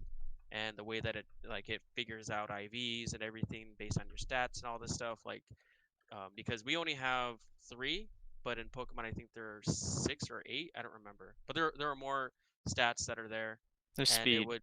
There's speed, there's special attack, special defense, special attack, special defense. Yeah. So it would figure out, like it would randomize those IVs, so you could still theoretically have a perfect or close to the IVs that you had to do your competitive VGC stuff.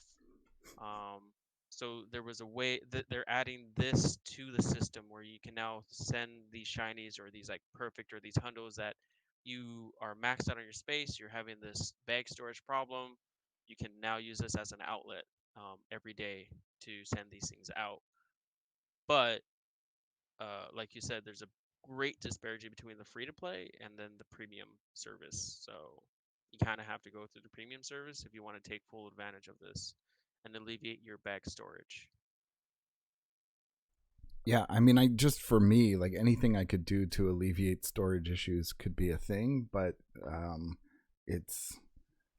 man, you could really quickly see this going from something where you're just like, I'm just gonna move an extra community day shiny over there each day just for fun, to you get behind and community days tomorrow and you're like, oh, I don't want to think about it, I just need to transfer like 200 things over there, and suddenly you're just like throwing hundreds and hundreds, thousands of Pokecoins at them just so that you're able to play the game that you want to, because it's just the easier route, and that would be ugly. It seems like there will be some tie-in with the similar system to what we have on the Switch already with the Meltan boxes. It looks like you're going to get you can get a Meltan box from doing these transfers. I don't know if it'll be exactly the same, and they're coming up with some sort of unique tie-in where you can get a Gigantamax capable Melmetal in home after your first transfer. So, I mean, I do welcome the opportunity for more people. And shiny. Right. So for more people to get more Meltan is a good thing, because I think that even though I would not go so far as to call the whole Meltan feature a pay-to-win feature, I do see where that it can be viewed that way. And personally, I just find it a not worth my fuss most of the time to deal with feature, because it's like theoretically you could be getting all sorts of Meltan and all sorts of candy for it, like on a weekly basis. But in reality, like I haven't touched the feature in like probably over a year, and my son has the game, never got far enough to use it. I never want to bug anybody to actually get together and do it. even though I appreciate kind of like the social aspect of like getting together with it, it didn't really play out that way in my experience, where people are just like, oh, let's get together so you can get a Meltan box. It's just kind of like, you know, people would say, oh, you know, I got Meltan boxes to give out, it's community day, and most of the rest of the time they're just kind of like, yeah, I can't really be bothered to coordinate this. It's like, it's too annoying. Yeah, I mean, like I did it when they had the shiny stuff. I really like, and that's how I got my shiny mountains and Malmetals. But they're so expensive to build, and all that dust. So it's just like I haven't even built a shiny. But it's nice to have, and you know, it's cool. And I tell people if you have it, because we get these spotlight hours that are really crappy, and you have to go out to really take advantage of them. It's like, just if you can, just do a mountain box instead, because you can get the same benefits. Like, it's double XP, it's double transfer, it's double whatever. And mountain is such a decent staple in ultra and master. It had its moment in Great League. I feel like it probably will come back in Great League from time to time, especially in Sylph. So it's just something nice to have, and it's you know, especially when they bring back the shinies, it's a really great collector's piece. So it's just, yeah, I don't know. This feature is it's nice to those that it applies to, and I'm just glad that I don't get punished for not having to be in it, you know. So Yeah, I mean, when I look at the overall cost, it's like a lot of the stuff in this game where you look at it and the cost, it says $2.99 for 30 days, $4.99 for 90 days, or $15.99 for a year. And when I really look at it like that, I'm just kind of like, it's hard to see a world where I don't plunk down the $16 for like a yearly subscription, because that's not such a high price. The question is just A, whether it'll be worth it, and B, how many more times are they gonna go to town on our wallet and just say, oh, here's this other, like the dollar community day researches they want to throw everybody. And it's like those dollars definitely add up if they make them all cheap enough. And there's something, I don't know what to call it. I don't know if you call that nefarious or you call that good business, to just like make things reasonably priced where people are interested in doing them. The one exception, I think, being the Elite TM, which is really holding a vice over people's heads, or it's just like, you're gonna come pay us your $15 this month, right? You want to be competitive in PvP, right? You want to have all the coolest mons, right?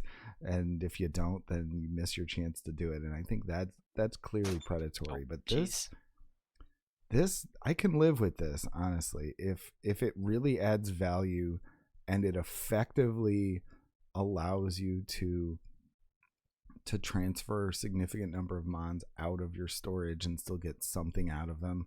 It'd be even bonus if you could actually get them back at some point, but I know that's not happening anytime soon. I could see $16 a year is reasonable for the value you could get out of it. Whether it'll play out that way, I don't know. I mean, it's like what, $1.50 a month if you pay for it annually. So I mean, to me, that's about the only positive spin I can put on it. We will see how they implement it, and probably the biggest negative is just the fact that if you don't play any of the rest of these games, then like you're not going to be transferring these Pokemon to any actual purpose. They're just going to be going kind of into the void and never to return. All right, we are in the midst of the Fashion Week event, which is just completely chock full of hatted Pokemon that everyone is just so excited to get. How many shadows do you still have on your radar, whether it's raid or otherwise? Do you have the Gothitelle or the hatted? I'm sure you have a hatted Toxicroak, since you can get it from the snapshots. And what was the other one? There's the bow on the Smoochum, and the Shinx. The Shinx and its Curlia are probably the two most completely trophy ones. Do you guys have any interest in those? Do you get them just to get the shadow off your screen? Do you bother at all? I feel like we lost Ethan. We lost somebody. Ethan? Ethan.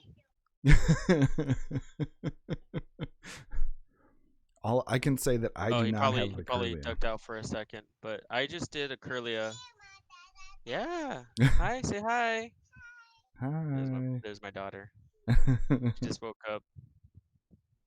She was asleep, and then I guess I made too much noise, and she woke up for a second. How do you feel about Curlia, little monster Max? I just did it just to get the Draining Kiss move, and just to see how the move works or what the animations are. I mean, it has no purpose on a Curlia because like I can't even if I max it out, it's useless. But it'd be fun to just see how it works. But I don't know.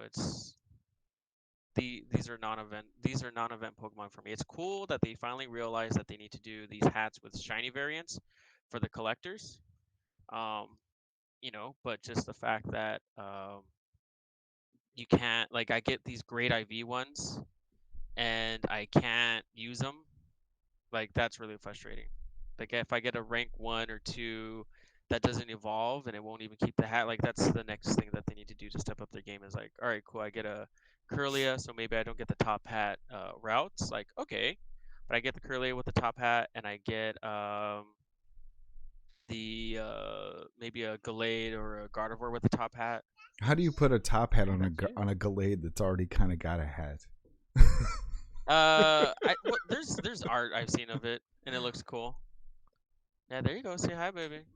And am I mistaken to say that we can still evolve Ralts to get Draining Kiss right now? Like it's that I don't know. I don't even want to try. I evolved a bunch when it started, so I've already got Draining Kiss. Several.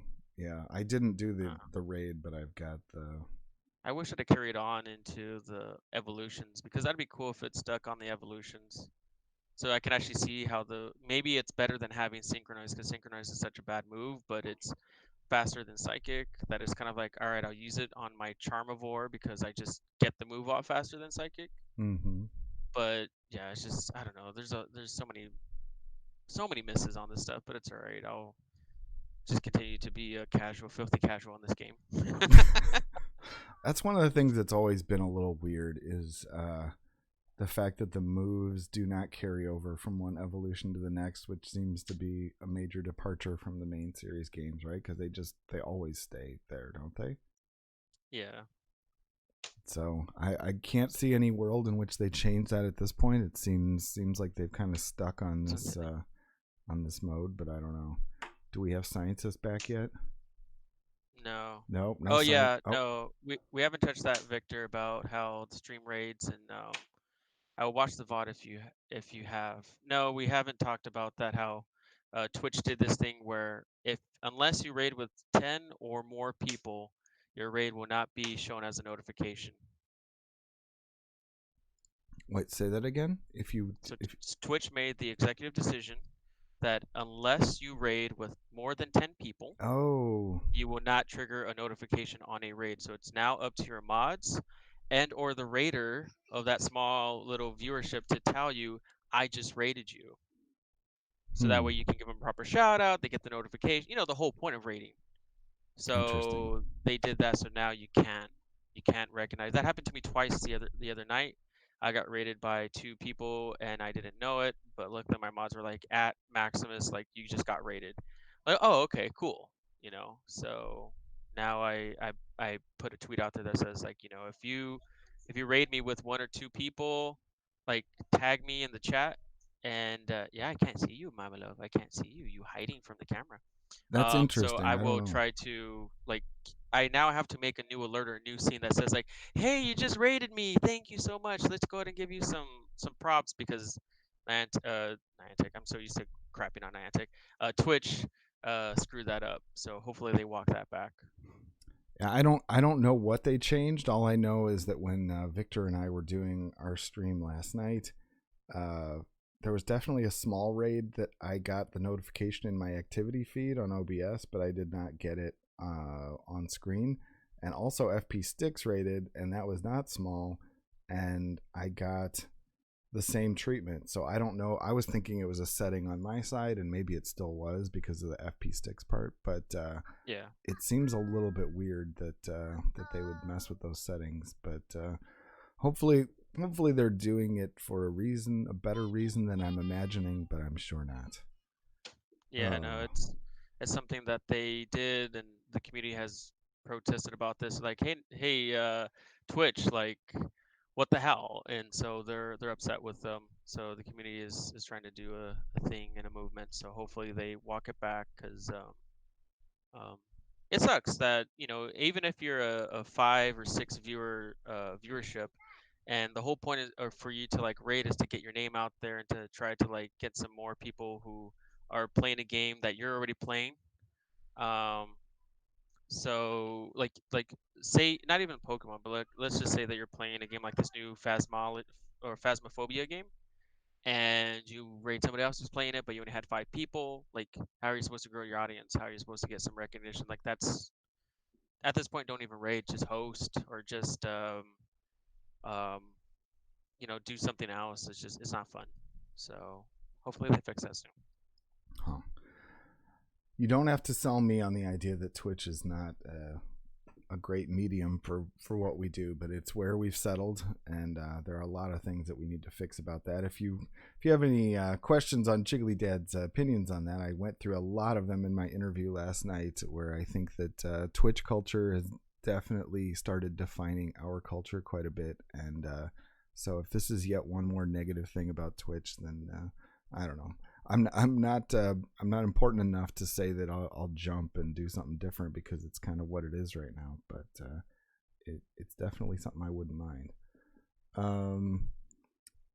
If this fashion week, it's got all the bows, the hats. I don't have a shiny of anything. I got the cricket tot, which I think is quite adorable, but really haven't gotten any of these other things. I've gotten a ton of Smoochum without a shiny. I'm assuming that Alyssa would have told us if she had gotten a shiny Smoochum with a bow, despite her mixed feelings on that. And Well, I don't know if she gotcha. If she gotcha, she might not have gone through it yet.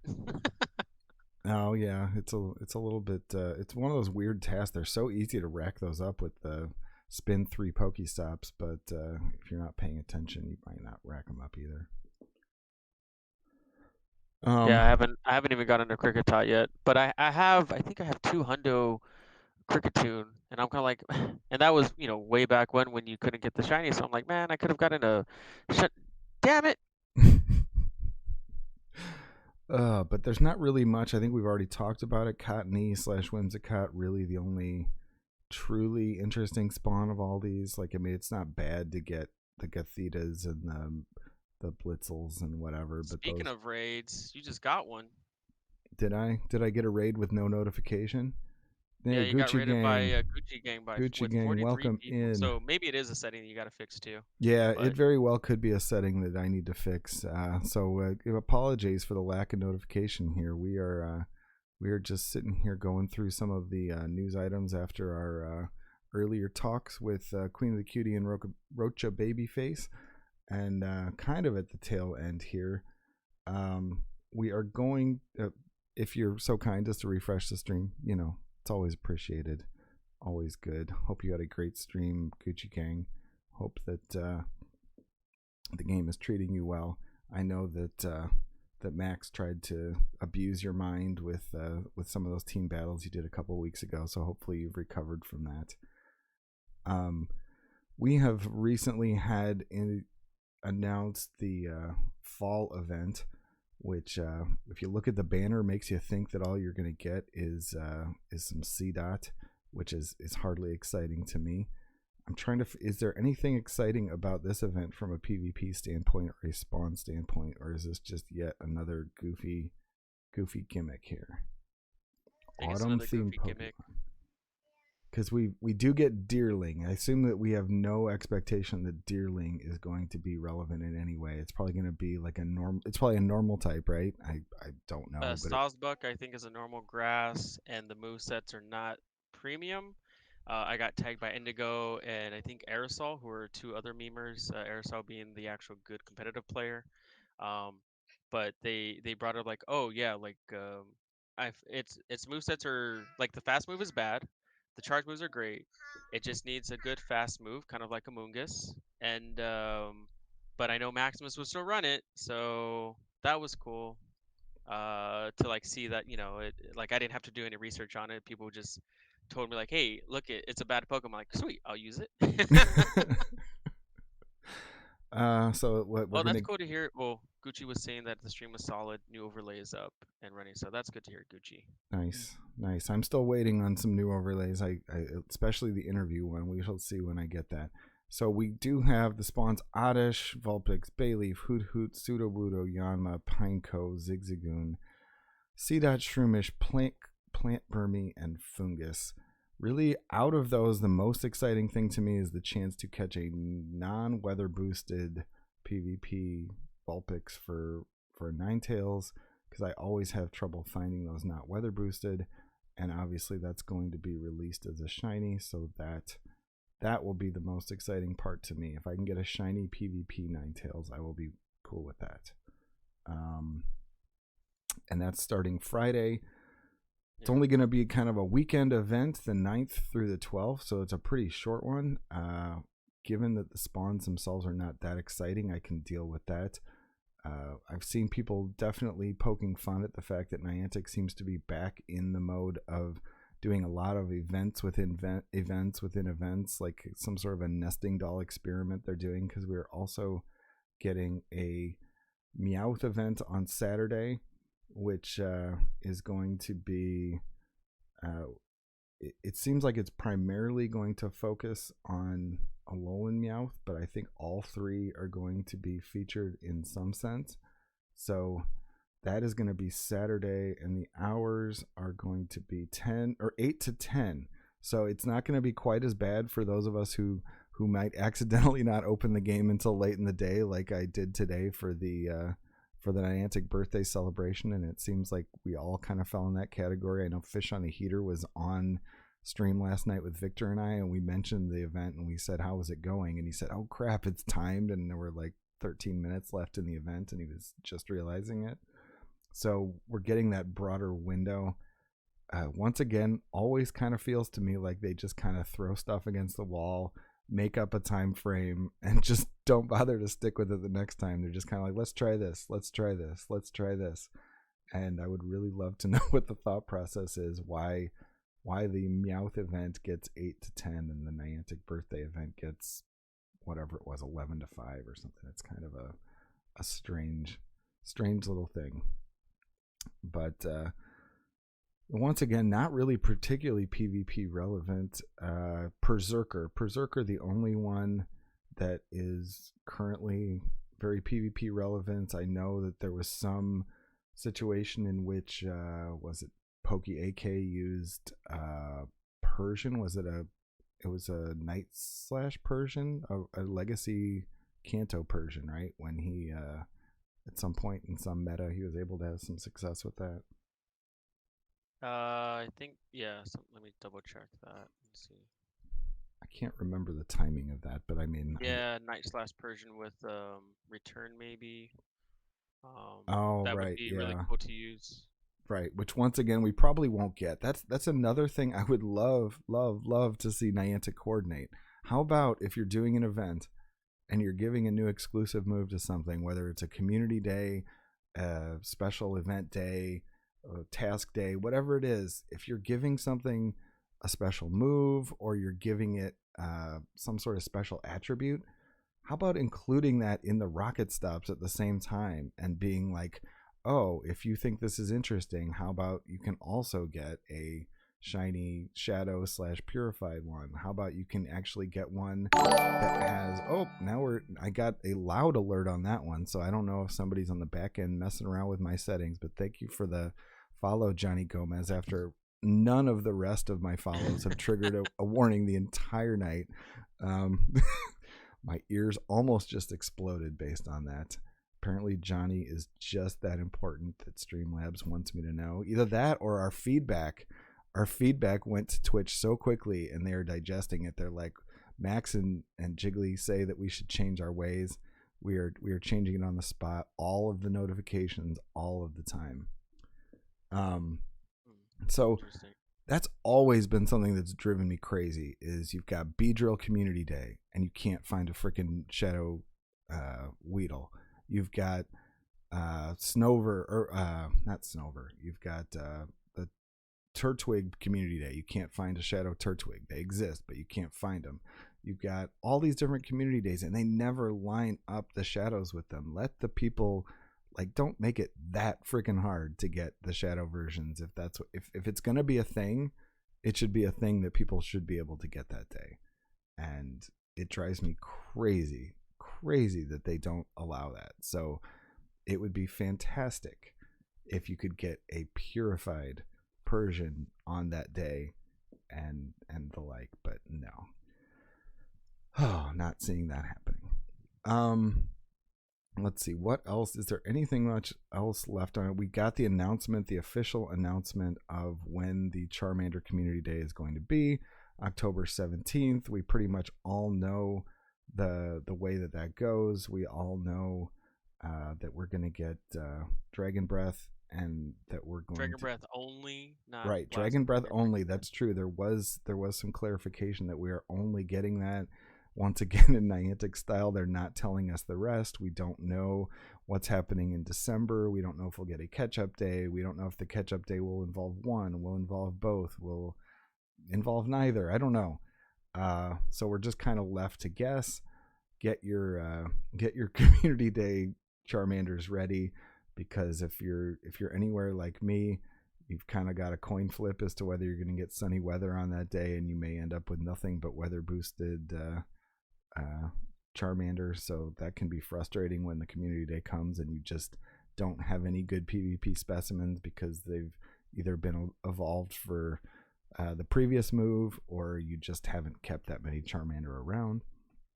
I'm sure out there in California you probably get sunny weather, like what, you probably get it 80% of the time. We get sunny weather even when it's raining sometimes. It's so weird that we get, like, I got a weather boosted, like you guys saw, I get weather boosted whatever because of it's ground, grass, and fire. So I get weather boosted everything. I'm just like, what, 1502, damn it. And it's just like, can't use it, so I just transfer it, but all the time. Always. Yeah. Can confirm. So, and scientist, you just went lucky with Victor, apparently. Yeah, I did see that. I was Nice. outside and I saw that. I'm sure they will make that trade very soon. Maybe you'll be able to do it through Pokemon Home by spending coins, by making it. You can make like a lucky trade. I don't know when I'm gonna go up north next, so I don't know when that's gonna happen. So Camping trip. Woo-woo. During COVID, yeah. I don't know. I was gonna go see my cousins this summer, but that didn't end up happening. So they're pretty close together.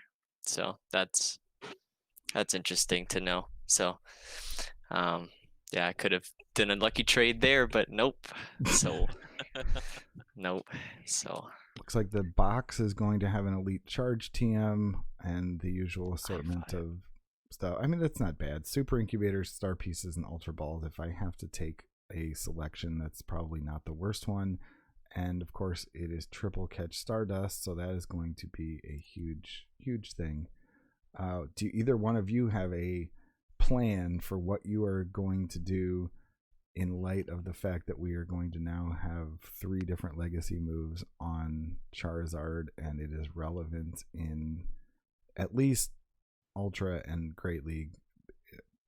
Master League is debatable, but what are you planning to do with the ones you've already got? What are you planning to do to get ready? Like, do you care? I'm just gonna burn Elite TMs. That's all that I'm gonna. It's too much work to try to plan and try to like grind to get something that is very niche. So I'm just like, I'll just use Elite TMs. Those are, even though they're not the most plentiful, you know, I just use them. I'm not gonna hoard them. So that's what I'll just do. So you're gonna you have a reasonably good one now that you're just gonna use an Elite TM on, unless you unless you find something else, and you're gonna give it both. Well, I'll just catch whatever ones I catch, and from now on, like, because usually I get one leading up to an event, leading up to a community, I get like a really good IV one, or like something from a raid or something. So I'll just use stuff like that for Ultra League, or I'll get a trade and I'll just trade it to me. It doesn't have an elite TM on it, or it doesn't have the legacy move. That's fine. I'll just burn it on that later on down the line. So, or even after the event, you've seen people get the shiny or the shundo, and they're like, now I gotta wait till December. It's like, at that point, I just elite TM. There's, oh well, on missing that, but it's okay. I'll just wait until, because it's every other month for a fast or a charge, so that's what I'll do. Yeah, honestly, just fix the mons that you have with elite TMs. That's what I believe in too. I think that people should use their elite TMs for what they want, and they shouldn't be discriminated for doing anything besides that. So I don't know. Discriminated, man. And what's the I don't raid know. cost for this week? Is it Moltres? Or is it already released? Wait, is what Is it Moltres? Moltres? The new raid. Is there a new raid this week? I don't know. I thought Moltres had already been released with Houndoom, but I could be I wrong. think it's just Moltres is out for sure. Yeah, Okay. I think it's. I mean, I think it's just. I think what he's wondering if Giratina is coming out maybe soon. I forgot when that is. Giratina, it says October 23rd. Okay. That's oh a no, while. I'm sorry. October 9th. October 9th Okay, through yeah, I was October like, wait a 23rd. So sec. on the 9th we will get it. I was gonna say that would be a long thing. That's so a while. Possibly shiny Giratina. Yeah, shiny O, which is awesome. It's great Shiny. it's a great Master League flex. It's a decent Ultra League flex, and it's always a flex to be your buddy, your best friend buddy.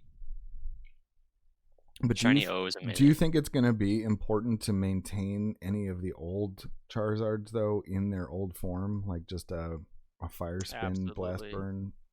Absolutely. Yes. Like, you're gonna have a Dragon Breath one, and you're gonna go up against a Snow Bomba, and you'll be like, wish it was fire spin. This could be a farmable matchup. This could be a much better matchup for me, instead of an awkward matchup where I gotta try to Dragon Claw or Dragon Breath something, or you're gonna be like, oh, wish I had Wing Attack, wish I had Dragon Breath. Like, you gotta have at least 3 of them, or maybe even more. Because I feel like, I mean, it's definitely the case that using an Elite TM to fix one is not a bad idea. I mean, I've got so many different ones that I could choose, but the issue becomes that if you still only get a limited number of them, and you really need to have all these different move variations, like it could be almost impossible with the 2 different fast moves, the 1 charge move, and even some legacy moves beyond that. I mean, you've got flamethrower and I can't, maybe just flamethrower. So I guess it's 4 legacy moves, right? Yeah. Mm-hmm.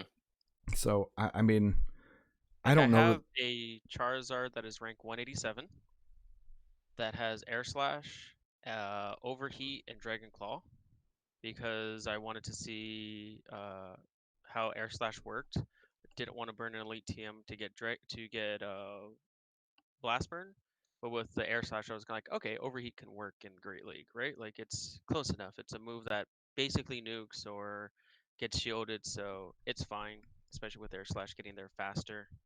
So this might be something that I might Elite TM to get Dragon Breath on or something, So yeah, it's kind of weird to me, because despite the fact that I think everyone will acknowledge that Charizard is a relatively delicate or fragile, glassy mon, like, it really does fill a unique niche in PvP. And so it's like, if you're in a certain meta and it allows flying types, and say it's the only fire type that's actually allowed, you could envision different metas where realistically you could need Wing Attack, you could need Dragon Breath, you could need Fire Spin, and any of those are possible. And so it's just kind of crazy to me that we're going to be in this sort of a situation where a mon that is that potentially pivotal is going to be difficult for everybody to maintain a decent one. And so could you imagine being a Sylph representative and you're trying to craft a meta and you're just like, okay, we've gotten this far in the meta. Looks like it includes Charizard.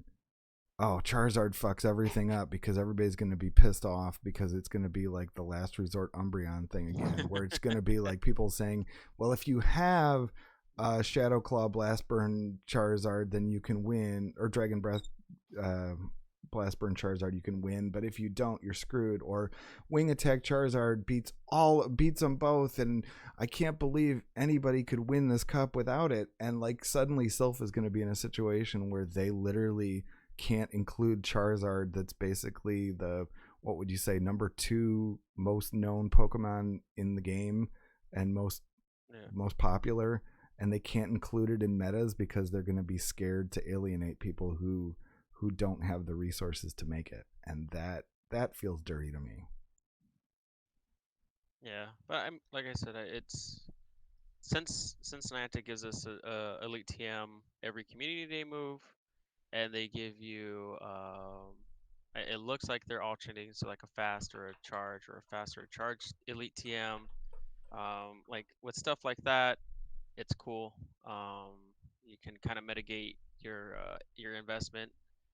And so far, every Elite TM that I've used, I have not regretted, save Dugong. Ironically, I made myself a Legacy Dugong with was it Ice Shard and Icy Wind.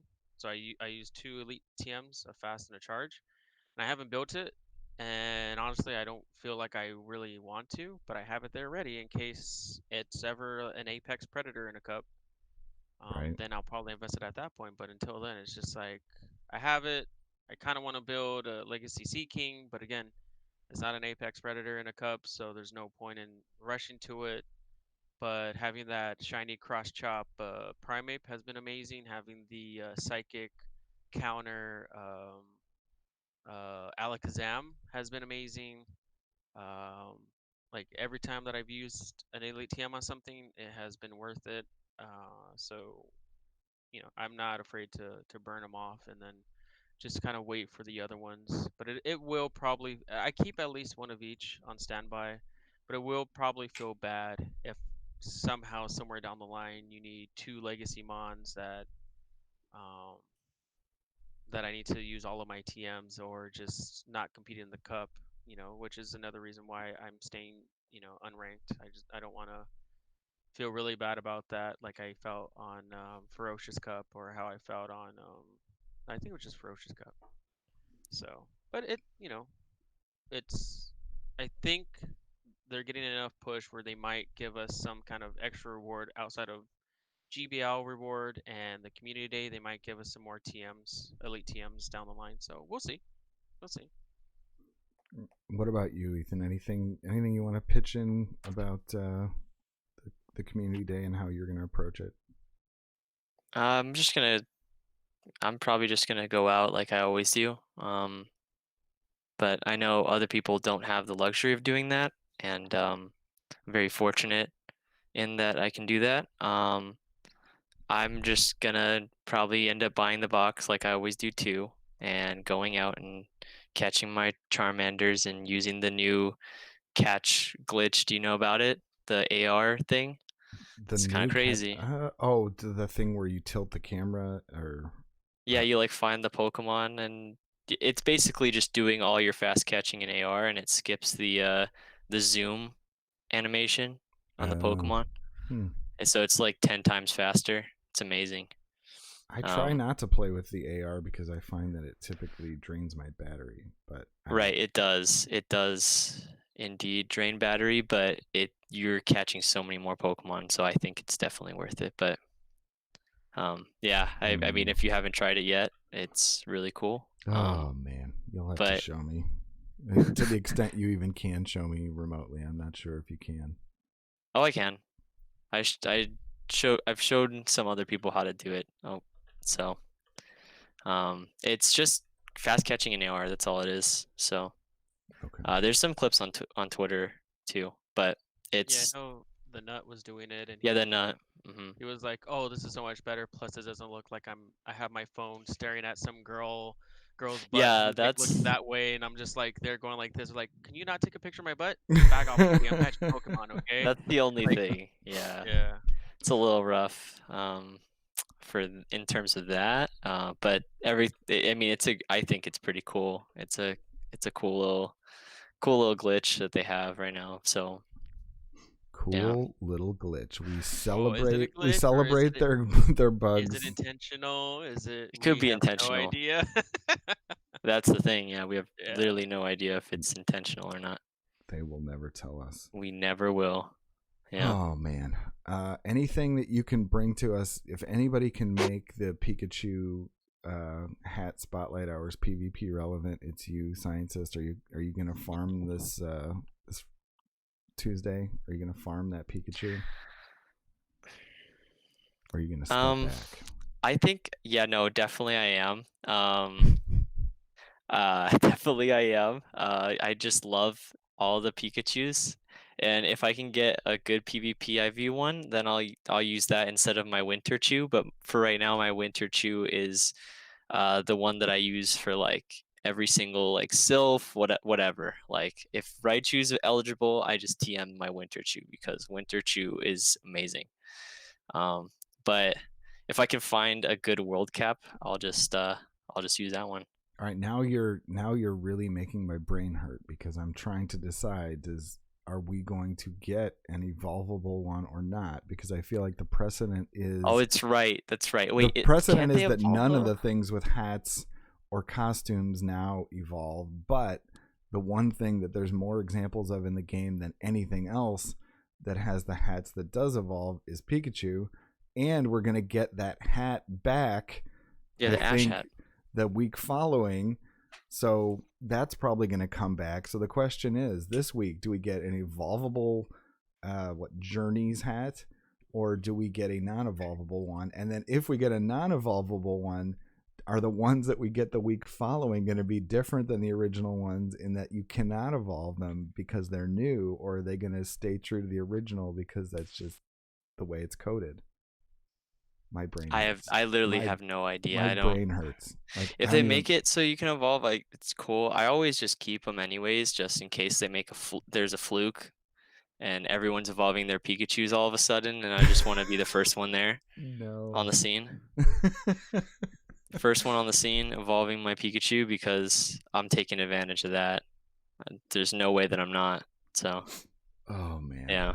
I can't handle another Raichu variation with the hats and that. I think it's cool. I think it's cool because it allows for customization for your Pokemon. At least with that one Pokemon, I think every other Pokemon needs more. Like the top hats are cool and the backwards cap is cool, but if they could evolve, that would be sick.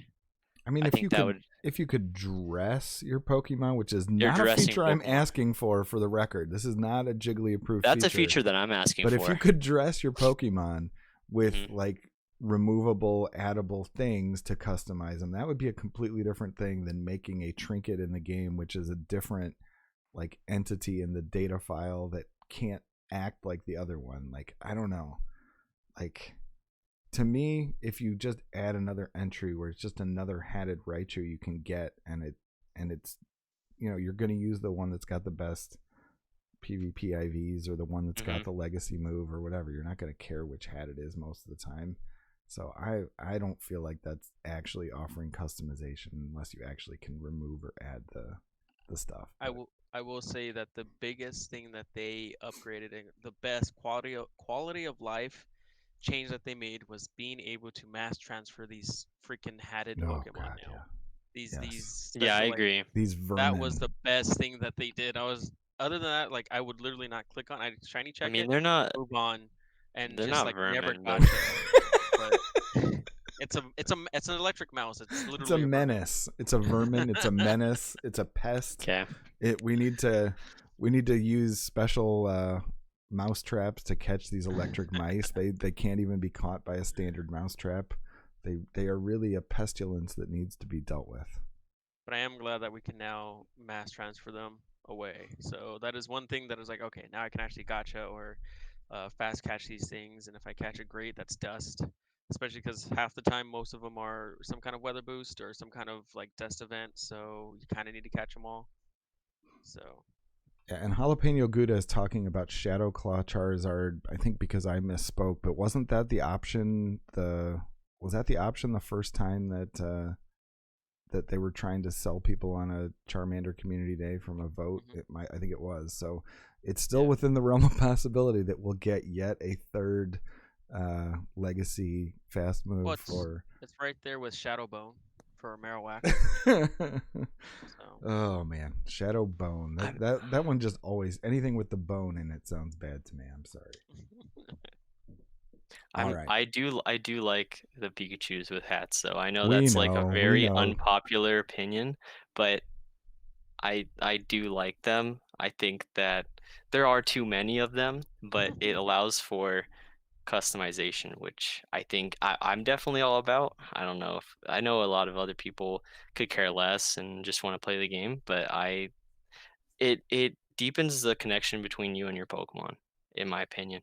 So if you can customize and stuff. Yeah, it just feels like a far cry from what you can do in the other games, where you can literally It take is, the hats off of them and put them on, and I mean, in the games you can have like talent shows and stuff, or like what is it, like the not talent shows, but like the fashion shows where you like rate your Pokemon and give them ribbons and stuff for like their outfits.